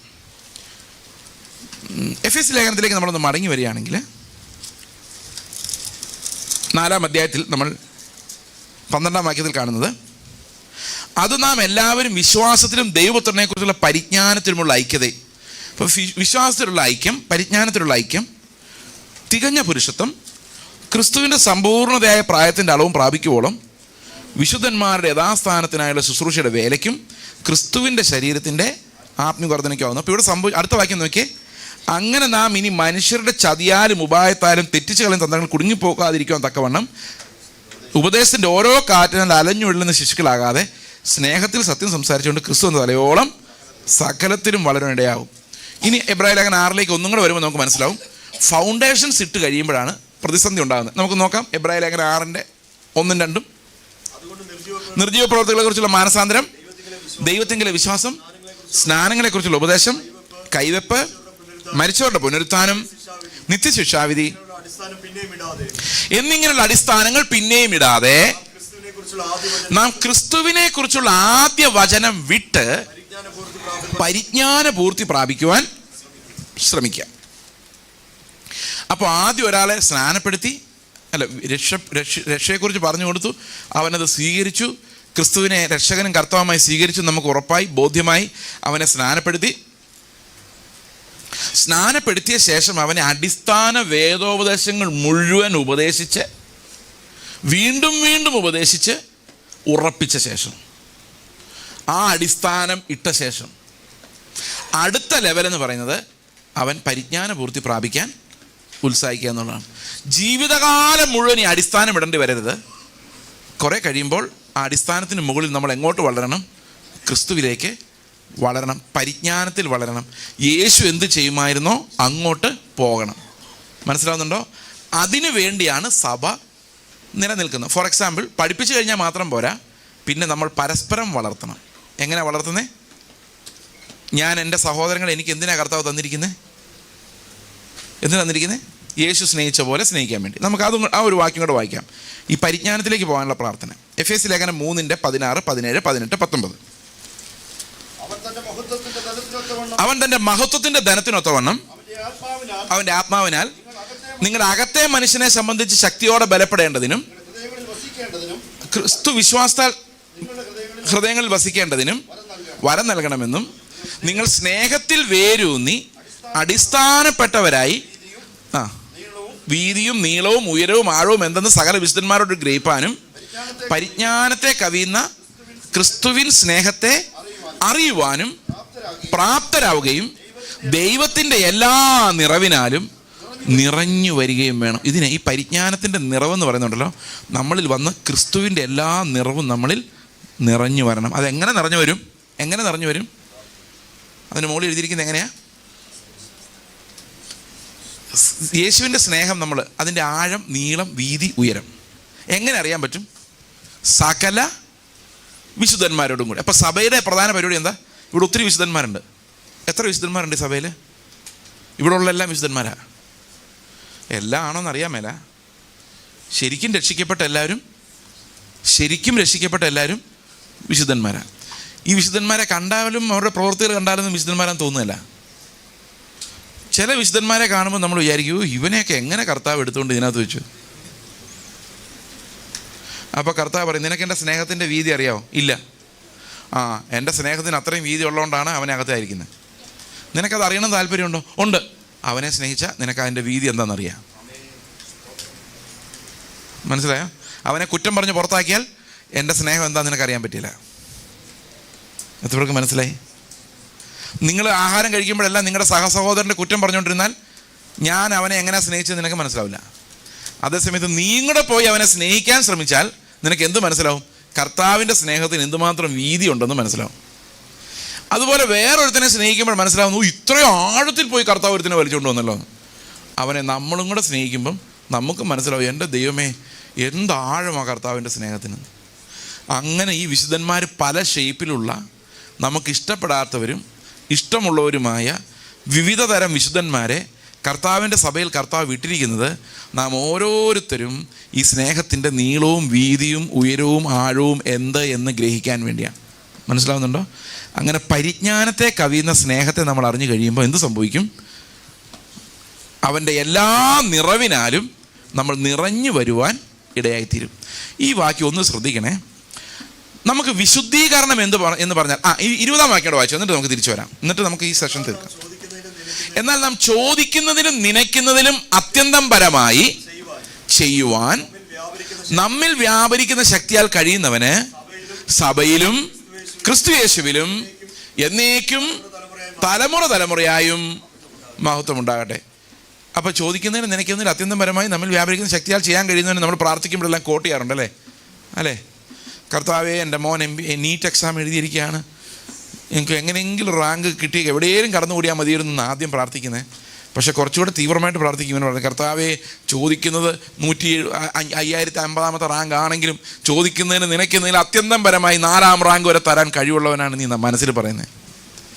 ഈ ചോദിക്കുന്നതിന് നിലയ്ക്കുന്നത് അത്യന്തം പരമായി എന്ന് പറഞ്ഞാൽ എന്താ അർത്ഥം അതിനകത്ത്? ആ പ്രാർത്ഥന എന്തോ? ചോദിക്കുന്നത് എന്തോ? നീറ്റ് എക്സാം അല്ല. എനിക്കൊരു കാറ് കിട്ടുന്ന സമയത്ത് എൻ്റെ അക്കൗണ്ടിൽ 75 രൂപയുള്ളൂ.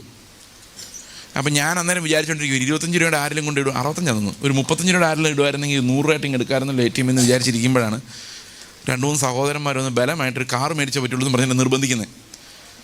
എന്നിട്ട് അവർ പറഞ്ഞു മേടിച്ചേ പറ്റുള്ളൂ. ഞാൻ പറഞ്ഞു ശരി. അങ്ങനെ ഒത്തിരി നിർബന്ധമായി ഞാൻ പറഞ്ഞു ഒരു നാനോ സെക്കൻഡ് ഹാൻഡ് വാങ്ങിക്കാം, 30,000-40,000 രൂപയ്ക്ക് കിട്ടും.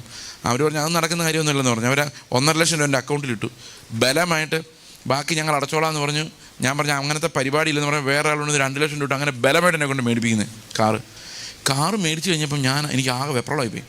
ഈ വെപ്രാളെന്ന് പറഞ്ഞു കഴിഞ്ഞാൽ എൻ്റെ ഒരു സഹോദരിയെ ഞാൻ വിളിച്ച് സംസാരിക്കുമ്പം ഈ ഭാഗം കൂടെ കട്ട് ചെയ്ത് തരാം കേട്ടോ. സഹോദരിയെ വിളിച്ച് സംസാരിക്കും. പുള്ളിക്കാരി എന്നോട് ചോദിക്കുക, വേർത്ത് കുളിച്ച് കാറിൽ ബസ്സിലും ട്രെയിനിലും കയറി കർത്താവ് യേശുക്രിസ്തു നമുക്കായി മരിച്ചു എന്ന് പറഞ്ഞ് അവൻ്റെ ക്രൂശിനെ കുറിച്ച് പറയുമ്പം ആൾക്കാർ ശ്രദ്ധിക്കുന്ന പോലെ ഈ കാറിൽ ചെന്നിറങ്ങി യേശുക്രിസ്തുവിൻ്റെ ക്രൂശിനെ കുറിച്ച് പറഞ്ഞ ആൾക്കാർ കേൾക്കുമെന്ന്. എൻ്റെ ദൈവമേ, ഞാൻ ആലോചിച്ച സംഗതി ശരിയാ. അതായത് നമ്മൾ പത്രാസ് കൂടുന്തോറും നമ്മുടെ മെസ്സേജ് പോയിക്കൊണ്ടിരിക്കും. പെന്തിക്കോസ്തുകാർ വിചാരിച്ചിരിക്കും നേരെ തിരിച്ചാ, പത്രാസ് കൂടുന്തോറും ദൈവം അനുഗ്രഹിച്ച് നോക്കുമെന്ന് പറയുന്നത്. പക്ഷെ നാട്ടുകാരങ്ങനെയല്ല കാണുന്നത്. എന്നോട് ഈ പറഞ്ഞ ആൾ എൻ്റെ കുടുംബത്തിലുള്ള ഓർത്തഡോക്സിൽപ്പെട്ട ഒരാളാണ്. എന്നോട് വളരെ സ്നേഹമുള്ള ആളാണ് പറഞ്ഞത്. ഇങ്ങനെ ആയി പോവില്ലേ എന്ന് ഒരു വിഷമം പറഞ്ഞ ഞാൻ ആകെ കിടുങ്ങി വേർത്തു. കാരണം നമ്മൾ യേശുവിൻ്റെ സുവിശേഷത്തിലൂടെ അഭിവൃദ്ധി പ്രാപിക്കുന്ന ആൾക്കാർ കാണുമ്പം പെന്തക്കോസ്തുകാർക്ക് ഭയങ്കര സന്തോഷമാണെങ്കിലും നാട്ടുകാർ വിചാരിക്കുന്ന നേരെ തിരിച്ചാ.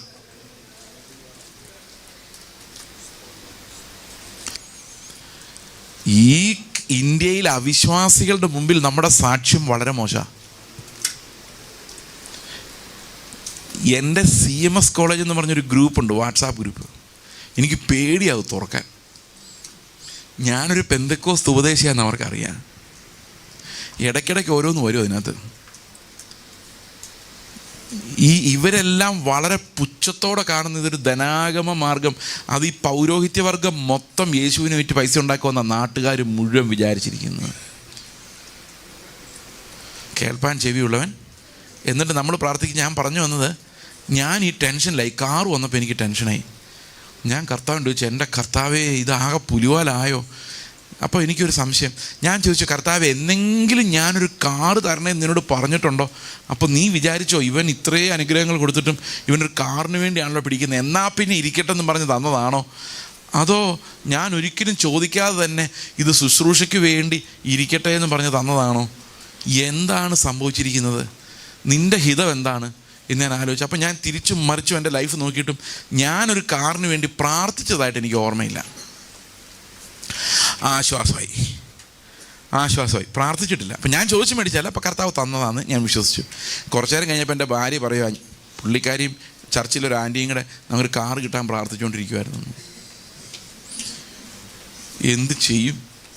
പ്രിയ സഹോദരങ്ങളെ, നിങ്ങളൊന്ന് ആലോചിച്ച് നോക്കിയേ. ഞാൻ നേരത്തെ പറഞ്ഞൊരു വാക്ക്, പ്രാർത്ഥിക്കാതെ കിട്ടുമ്പോഴേ അതിനൊരു സന്തോഷമുള്ളൂ. പ്രാർത്ഥിച്ച് മേടിക്കുമ്പോൾ ആകെ കൺഫ്യൂഷനാണ്. ഈ ഭൗതിക വസ്തുക്കളെക്കുറിച്ചാണ് ഞാൻ പറയുന്നത്.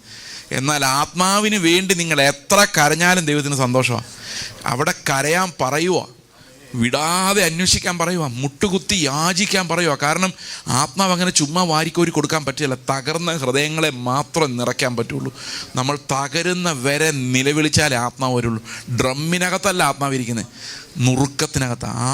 ഹൃദയം നുറുങ്ങുന്നവർക്കാണ് ദൈവത്തിൻ്റെ ആത്മാവിൻ്റെ നിറവ് അനുഭവിക്കാൻ പറ്റുന്നത്. അതുകൊണ്ട് പ്രാർത്ഥനയിലൂടെ നമ്മൾ ദൈവത്തെ മഹത്വപ്പെടുത്തും. Christian prayers are different. മറ്റ് ആളുകൾ പ്രാർത്ഥിക്കുന്ന പോലെയല്ല നമ്മുടെ പ്രാർത്ഥന. നമ്മുടെ പ്രാർത്ഥന കർത്താവിനെ നേടാൻ വേണ്ടിയുള്ളതാണ്.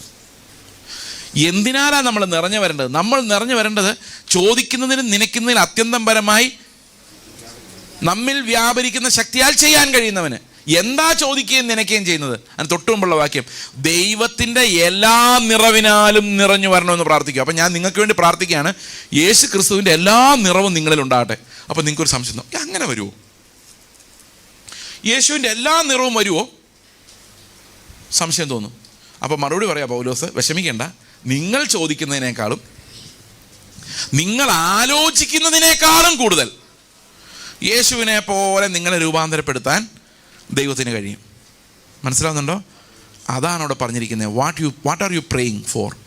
നിങ്ങൾ ക്രിസ്തുവിന് വേണ്ടിയാണ് ഞരങ്ങുന്നതെങ്കിൽ നിങ്ങൾ അറിയാതെ തന്നെ അതിനുവേണ്ടി തന്നെ ഞരങ്ങുന്ന ഒരു ദൈവത്തിൻ്റെ ആത്മാവുണ്ട്. അതുകൊണ്ട് നിങ്ങൾ വിചാരിക്കുന്നതിനേക്കാൾ കൂടുതൽ യേശുവിനോട് സ്വരൂപത്തിൽ വളരുവാൻ നിങ്ങൾക്ക് കഴിയും. അങ്ങനെയാണ് ദൈവം നിങ്ങളെ അനുഗ്രഹിക്കുന്നതെന്നാണ് ആ വാക്യം പറയുന്നത്. അപ്പോൾ ക്രിസ്ത്യൻ പെർസ്പെക്റ്റീവിൽ every spiritual parameters are different. If you are walking with the Lord, ക്രിസ്തുവിനോട് കൂടെയുള്ള നടപ്പിൽ നമ്മൾ ലോകത്തിൻ്റെ പാഠങ്ങളിൽ നിന്നെല്ലാം വ്യത്യസ്തമാണ്. പ്രാർത്ഥനയായാലും വർഷിപ്പായാലും ജീവിതത്തിൻ്റെ ദർശനമായാലും മോട്ടീവായാലും ആഗ്രഹങ്ങളായാലും സന്തോഷങ്ങളായാലും എവറിത്തിങ് ഈസ് ഡിഫറെൻറ്റ്. ആ ഡിഫറൻസ് നമുക്ക് വേർതിരിച്ച് തരണമെങ്കിൽ പരിജ്ഞാനം ആവശ്യം, വെളിപ്പാട് ആവശ്യം. എഫേസ്യ ലേഖനം 1-ാം അധ്യായത്തിൽ പറയുകയാണ്, അവൻ്റെ രക്തത്താൽ നമുക്ക് അതിക്രമങ്ങളുടെ മോചനമെന്ന വീണ്ടെടുപ്പുണ്ട്. അതിക്രമങ്ങളുടെ മോചനമെന്ന വീണ്ടെടുപ്പുണ്ടെന്ന് പറഞ്ഞിട്ട് അടുത്ത വാക്യം എന്താണെന്നറിയോ? അതവൻ നമുക്ക് താൻ ധാരാളമായി കാണിച്ച കൃപാധന പ്രകാരം സകല ജ്ഞാനവും വിവേകവുമായി നൽകിയിരിക്കുന്നു എന്ന് പറഞ്ഞാൽ, ക്രിസ്തുവിൻ്റെ ജ്ഞാനം വെളിപ്പാടായി ലഭിക്കാത്ത ഒരുത്തനും അവൻ്റെ രക്തത്താലുള്ള വീണ്ടെടുപ്പിൻ്റെ സത്ഫലങ്ങൾ അനുഭവിക്കുന്നില്ല. എന്ന് പറഞ്ഞാൽ അതിക്രമങ്ങളിൽ നിന്ന് ഞാൻ വീണ്ടെടുക്കപ്പെട്ടിട്ടുണ്ടെന്ന് എനിക്ക് ഉറപ്പുണ്ടെങ്കിൽ എനിക്ക് ഈ പുതിയ വഴി തുറന്നു വന്നിട്ടുണ്ട്. ഏതാ ഈ പുതിയ വഴി? ക്രിസ്തു മാത്രം ജീവിച്ച നടന്ന ആ ഇടുക്ക് വഴി എനിക്ക് തുറന്നു വന്നിട്ടുണ്ട്. മനസ്സിലാവുന്നുണ്ടോ ഞാൻ പറയുന്നത്? നമ്മൾ ഈ പ്രവാചകന്മാരെല്ലാം കൂടെ വന്നിട്ട് ദൈവം നിനക്ക് വിശാലമായ വഴി തുറക്കാൻ പോകുന്നു എന്ന് പറയുമ്പോഴേക്കും നിങ്ങൾ ഹല്ലേലൂയ പറയുന്നതിന് പകരം എഴുന്നേറ്റെന്ന് ചോദിക്കണം, എപ്പോഴാണ് ഇടുക്ക് വഴി തുറക്കുന്നതെന്നൊന്നും കൂടെ ഒന്ന് പറഞ്ഞാൽ ഞങ്ങൾ ആ സമയത്തേക്ക് റെഡിയായി നിൽക്കാമെന്ന് തിരിച്ച് പറയാൻ പറ്റണം. കാരണം we are not going the way the world is walking. We are going another route which no one may travel with you. നിങ്ങളുടെ കൂടെ വേറെ ആരും ഒരുപക്ഷെ നടക്കാത്ത ഒരു വഴിയിലൂടെയാണ് കർത്താവ് നിങ്ങളെ കൊണ്ടുപോകുന്നത്. അതൊരു പക്ഷേ നമുക്ക് മനസ്സിലായില്ലെന്ന് വരാം. അവിടെ മാത്രമേ ക്രിസ്തുവിൻ്റെ പരിജ്ഞാനമുള്ളൂ. The Christian world view compels us to be different from everyone else. എല്ലാവരിൽ നിന്നും വ്യത്യസ്തനാകാനുള്ള ധൈര്യമാണ് ഒരു യുവാവിനെ ക്രിസ്തുവിന് വേണ്ടി നിൽക്കുമാറാക്കുന്നത്. ഇത് പ്രത്യേകിച്ച് യുവാക്കന്മാരെ ഉദ്ദേശിച്ച് ഞാൻ പറയാൻ കാരണം, എൻ്റെ ഏറ്റവും വലിയ ഭാഗ്യമെന്ന് പറയുന്നത് കല്യാണം കഴിക്കുന്നതിന് മുമ്പ്, ജോലി ചെയ്യുന്ന പ്രായമാകുന്നതിന് മുമ്പ് കർത്താവിനെ അറിയാൻ പറ്റിയെന്നുള്ളതാണ്. അതുകൊണ്ട് എനിക്കുണ്ടായ പ്രയോജനം എന്താണെന്ന് വെച്ച് കഴിഞ്ഞാൽ പിന്നീട് റിഗ്രറ്റ് ചെയ്യേണ്ടി വന്നില്ല. കാരണം അപ്പോൾ തന്നെ ഞാൻ ഈ രക്ഷിക്കപ്പെട്ട ഉടനെ തന്നെ വീട്ടിൽ വരുമ്പം എന്നോട് ഈ അന്ന് എന്നെ നയിച്ച ആൾക്കാരെ ഓർത്ത് എനിക്ക് ഇപ്പോഴും ഭയങ്കര സന്തോഷമുണ്ട്. കാരണം അവരെന്നോട് പറഞ്ഞായിരുന്നു, യേശു കർത്താവായി വരുമ്പം അവനാണ് എല്ലാ തീരുമാനം എടുക്കുന്നത് എന്ന് പറഞ്ഞാൽ എന്ത് ചെയ്യണം, പഠിക്കണോ വേണ്ടയോ, കോളേജിൽ പോകണോ സ്കൂളിൽ പോകണോ, എല്ലാം കർത്താവാണ്. അവനാ കർത്താവെങ്കിൽ അവനാ തീരുമാനിക്കുന്നത്. അപ്പോൾ എനിക്കൊരു ഉള്ളിലൊരു ചിന്തയുണ്ട്, ഏതെങ്കിലും സമയത്ത് കർത്താവ് എന്നെ വേലയ്ക്ക് വിളിക്കും, സുവിശേഷ വേലയ്ക്ക് വിളിക്കും. അപ്പോൾ ഞാൻ കോളേജ് പഠിക്കുന്നേ ഉള്ളൂ, ഡിഗ്രിക്ക് പഠിക്കുന്നേ ഉള്ളൂ. അപ്പോൾ ഞാൻ ഇടയ്ക്ക് അവധിക്ക് വീട്ടിൽ വരുമ്പോൾ അമ്മയോട് പറയും, അടുത്ത അവധിക്ക് ഞാൻ ഇങ്ങോട്ട് വന്നില്ലെങ്കിൽ വിഷമിക്കരുത്, ഞാൻ സുവിശേഷ വേലയ്ക്ക് പോയി എന്ന് വിചാരിച്ചോണം. കാരണം ചിലപ്പോൾ പെർമിഷൻ ചോദിക്കാൻ ദൈവം സമ്മതിക്കില്ല. കാരണം അങ്ങനെ ബൈബിളിൽ എക്സാമ്പിളുണ്ട്. അപ്പോൾ അമ്മയ്ക്ക് ഭയങ്കര ടെൻഷനാണ്, ഇവൻ ഏത് വഴിക്കാണ് പോകുന്നതെന്ന് അറിയാൻ മേല. അപ്പോൾ എന്നെ ഉപദേശിക്കുന്നത്, ഞാനൊരു വിധം പഠിക്കുന്ന കുട്ടിയായിരുന്നു. അപ്പോൾ ആളുകളിങ്ങനെ എൻ്റെ സുഹൃത്തുക്കൾ പറയായിരുന്നു, ഇവനെ വഴിതെറ്റിച്ച ആൾക്കാരെല്ലാം കൂടെ ഏതോ വഴി കൂടെ കൊണ്ടുപോവാണ്, നശിപ്പിച്ച് കളഞ്ഞു എന്നൊക്കെ പറയുമായിരുന്നു. പ്രിയ സഹോദരങ്ങളെ, പക്ഷെ അന്ന് എനിക്ക് ദൈവം തന്നൊരു ബോധ്യം, ആ ചെറുപ്പകാലത്ത് തന്നുകൊണ്ട് കർത്താവിന് വേണ്ടി നിൽക്കാൻ പറ്റിയത്. ഇന്ന് പിള്ളേർക്ക് സംഭവിക്കുന്ന പ്രധാനപ്പെട്ട കാര്യം, അപ്പനും അമ്മയും ചെറുപ്പകാലത്തൊക്കെ വളരെ വില കൊടുത്ത് വന്നവരാണേലും അവർ പിള്ളേരെ ആ ക്രൂശിൻ്റെ വഴിയിലേക്ക് തള്ളിവിടാൻ ആഗ്രഹിക്കുന്നില്ല. ഞങ്ങൾ അനുഭവിച്ച വേദന നിങ്ങൾ അനുഭവിക്കേണ്ട, അതുകൊണ്ട് നിങ്ങൾക്കെല്ലാം സന്തോഷമായിരിക്കട്ടെ, നിങ്ങൾ ലോകത്തിൽ സോഫ്റ്റായിട്ട് ജീവിച്ചോളാൻ അവരെ ട്രെയിൻ ചെയ്ത് വിടുന്നത്. ഞാൻ PYPയുടെ ഒരു ക്യാമ്പിൽ സംസാരിക്കുമ്പം സൗത്ത് കേരളയിൽ ഒരു ക്യാമ്പിൽ സംസാരിക്കുമ്പോൾ ഞാൻ ഇങ്ങനെ പറഞ്ഞു, ഞങ്ങളുടെ പഴയ തലമുറ ഞങ്ങളെ പഠിപ്പിച്ച കർത്താവിന് വേണ്ടി മരിക്കാനാണ്. നിങ്ങളെ ഞങ്ങൾ പഠിപ്പിച്ച ലോകത്തിലും കുറച്ചുണ്ട് മക്കളെ, യുദ്ധം ചെയ്ത് ലോകത്തെ നേടിക്കുമെന്നാണ്. എന്നിട്ട് അവർ നന്നാകാൻ വേണ്ടി നമ്മൾ കഠിനാധ്വാനമാണ്. ക്രിസ്തുവിൻ്റെ വേലയാണ് ഏറ്റവും നല്ലതെന്ന് പറഞ്ഞ് നിങ്ങൾ പാസ്റ്റർമാരെല്ലാം ബഹുമാനിക്കും. എന്നാൽ നിങ്ങളുടെ സ്വന്തം പിള്ളേർ ആ വേലയിലേക്ക് തിരിയാൻ നിങ്ങൾ പ്രോത്സാഹിപ്പിക്കുകയില്ല. അവിടെ എല്ലാം പിള്ളേർ കാണുന്നതെന്നു വെച്ച് കഴിഞ്ഞാൽ ഈ പാസ്റ്റർമാരായിട്ട് പണിയുന്ന ഒരു ഗതി എഴുതുകൊണ്ട് വരുന്നതാണ്. സുവിശേഷ വേലയ്ക്ക് പോകുന്ന ഒരു ഗതി, ഞങ്ങൾക്ക് ആ ഗതി ഉണ്ടാകരുത്, നിങ്ങൾക്ക് ആ ഗതി ഉണ്ടാകരുത്, നിങ്ങൾ പഠിച്ച് നല്ല മാർക്ക് മേടിച്ച് അങ്ങനെ ലോകത്ത് ജയിക്ക് എന്ന് പറഞ്ഞാൽ വിടുന്നത്. എന്നിട്ട് അവർ ദൈവത്തെ ഭയപ്പെടണമെന്നൊന്നും പറഞ്ഞാൽ നടക്കുകയില്ല. കാരണം നമ്മൾ തന്നെയാണ് അത് വലിയ കാര്യമല്ല എന്ന് പഠിപ്പിക്കുന്നത്. ഞാൻ എൻ്റെ മകനോട് പറഞ്ഞിട്ടുണ്ട്, ലോകത്തിൽ ഏതെങ്കിലും ഒരു ജോലി നീ ആഗ്രഹിക്കുന്നുണ്ടെങ്കിൽ ഇതേ ആഗ്രഹിക്കാവൂ. കാരണം ഇതിലും വലിയൊരു ജോലി നിനക്ക് തരാൻ ലോകത്തിൽ ആരെ കൊണ്ട് സാധിക്കത്തില്ല. ഇതിലും വലിയൊരു ജോലി തരാൻ. പ്രിയ സഹോദരങ്ങളെ, ഞങ്ങളുടെ ഹൗസ് ഓണർ അവർ കാനഡയിലാണ്. അപ്പം കഴിഞ്ഞ ദിവസം അവരുടെ 2 പിള്ളേർ പഠിക്കുന്നുണ്ട്. ഒരാൾ പ്രീ ഡിഗ്രിയോ അല്ല +2 ആ ലെവലിലായി. അപ്പോൾ കഴിഞ്ഞ വർഷം ആദ്യം പുള്ളി വളരെ സന്തോഷമായിട്ട് ഒരു ദിവസം രാവിലെ എന്നോട് ഫോൺ ചെയ്ത് പറയുക, എൻ്റെ ഇളയ മോൻ പറഞ്ഞു എനിക്കിനി പഠിക്കണ്ട, ഞാൻ ബൈബിൾ കോളേജിൽ പോകണം, എനിക്ക് സുവിശേഷ വേലയ്ക്ക് പോകണം, അവൻ ഇന്ത്യയിൽ വന്ന് വർക്ക് ചെയ്യണമെന്ന് ആഗ്രഹം. ഭയങ്കര സന്തോഷം, പുള്ളിക്ക് സഹിക്കാൻ പറ്റുന്നില്ല സന്തോഷം. കാരണം അതൊരു വലിയ ആനന്ദമാണ്. നിങ്ങളത് ഒന്ന് ആലോചിച്ച് നോക്കി. ഞാൻ മക്കളെ സ്വന്തമായിട്ട് ഗതി കെട്ടിട്ടല്ല, എല്ലായിടത്തും മുട്ടി തോറ്റ് അവസാനം ഗതിയില്ലാതാകുമ്പോൾ സുവിശേഷ വേലയ്ക്ക് ഇറങ്ങുന്നതല്ല, നല്ല യൗവന രക്തത്തിൽ തന്നെ എന്തും നേടാൻ പറ്റുന്ന സമയത്ത് തന്നെ ഇതിനേക്കാളും വലിയൊരു ഇടുക്കുവഴിയിലൂടെ വലിയൊരു ഒരു എന്താ പറയുക പ്രതിഫലം എനിക്ക് വെച്ചിരിക്കുന്ന ഒരു വഴിയുണ്ടെന്ന് ഈ കുഞ്ഞുങ്ങൾക്ക് തിരിച്ചറിയാൻ പറ്റുന്ന പോലെ വലിയ ബ്ലെസ്സിങ്സ് ഒന്നുമില്ല. അവർ ഈ ലോകത്ത് ജയിക്കേണ്ട ഒരു കാര്യമില്ല. അത് ജയിക്കാൻ വേണ്ടി അല്ല നമ്മുടെ പിള്ളേരെ ദൈവം വിളിച്ചേക്കുന്നത്, ക്രിസ്തുവിൻ്റെ ജീവൻ ജീവിക്കാൻ വേണ്ടിയാണ്. ഞാനിത് പറയുന്നതുകൊണ്ട് എന്താ ഇമ്പാക്റ്റ് എന്നറിയില്ല, പക്ഷേ Christian world view is A hard world view. അങ്ങോട്ട് എത്തുവാൻ ആത്മാവിൻ്റെ തുടർച്ചയായ ഇടപെടൽ, ശബ്ദം ആവശ്യം. ദൈവം നമ്മളെ സഹായിക്കട്ടെ. നമുക്കൊരു നിമിഷം പ്രാർത്ഥിക്കാം. ഞങ്ങളുടെ സ്വർഗ്ഗസ്ഥ പിതാവേ, അങ്ങയുടെ ശബ്ദം കേൾക്കുവാൻ ഞങ്ങളെ പഠിപ്പിക്കണമേ. കർത്താവെ, ഞങ്ങളിൽ അത് മന്ദമായി പോകാതിരിക്കാൻ അനുസരണയുള്ളവരാക്കി ഞങ്ങളെ മാറ്റണമേ. കർത്താവെ, അങ്ങയുടെ വേൾഡ് വ്യൂ ഇടുക്കു വഴി അങ്ങ് ശബ്ദിക്കുമായിരുന്ന ശബ്ദങ്ങൾ ഞങ്ങൾക്ക് നൽകണമേ. ഞങ്ങളുടെ ചെവികളെ ഉണർത്തണമേ. കർത്താവെ, അങ്ങ് പറയുന്ന കാര്യങ്ങൾ ഞങ്ങൾക്ക് ബോധ്യപ്പെടുത്തി തരണമേ. പരിജ്ഞാനത്തിൻ്റെ വചനം ഞങ്ങൾക്ക് തരണമേ. അത് വെളിപ്പാടായി നൽകണമേ. ആത്മാവിന് വേണ്ടി കരയുവാനും ഞരങ്ങുവാനും ഞങ്ങളെ സഹായിക്കണമേ. ഞങ്ങൾക്ക് ലോകത്തിലെ ഏറ്റവും വലിയ അനുഗ്രഹമായി ആത്മാവിൻ്റെ നിറവിനെ കാണുവാൻ സഹായിക്കണേ. എപ്പോഴും അതിനായി പ്രാർത്ഥിക്കുവാനും ജാഗരിക്കുവാനും ഞങ്ങളെ ബലപ്പെടുത്തണം. നന്ദിയോടെ സ്തോത്രം.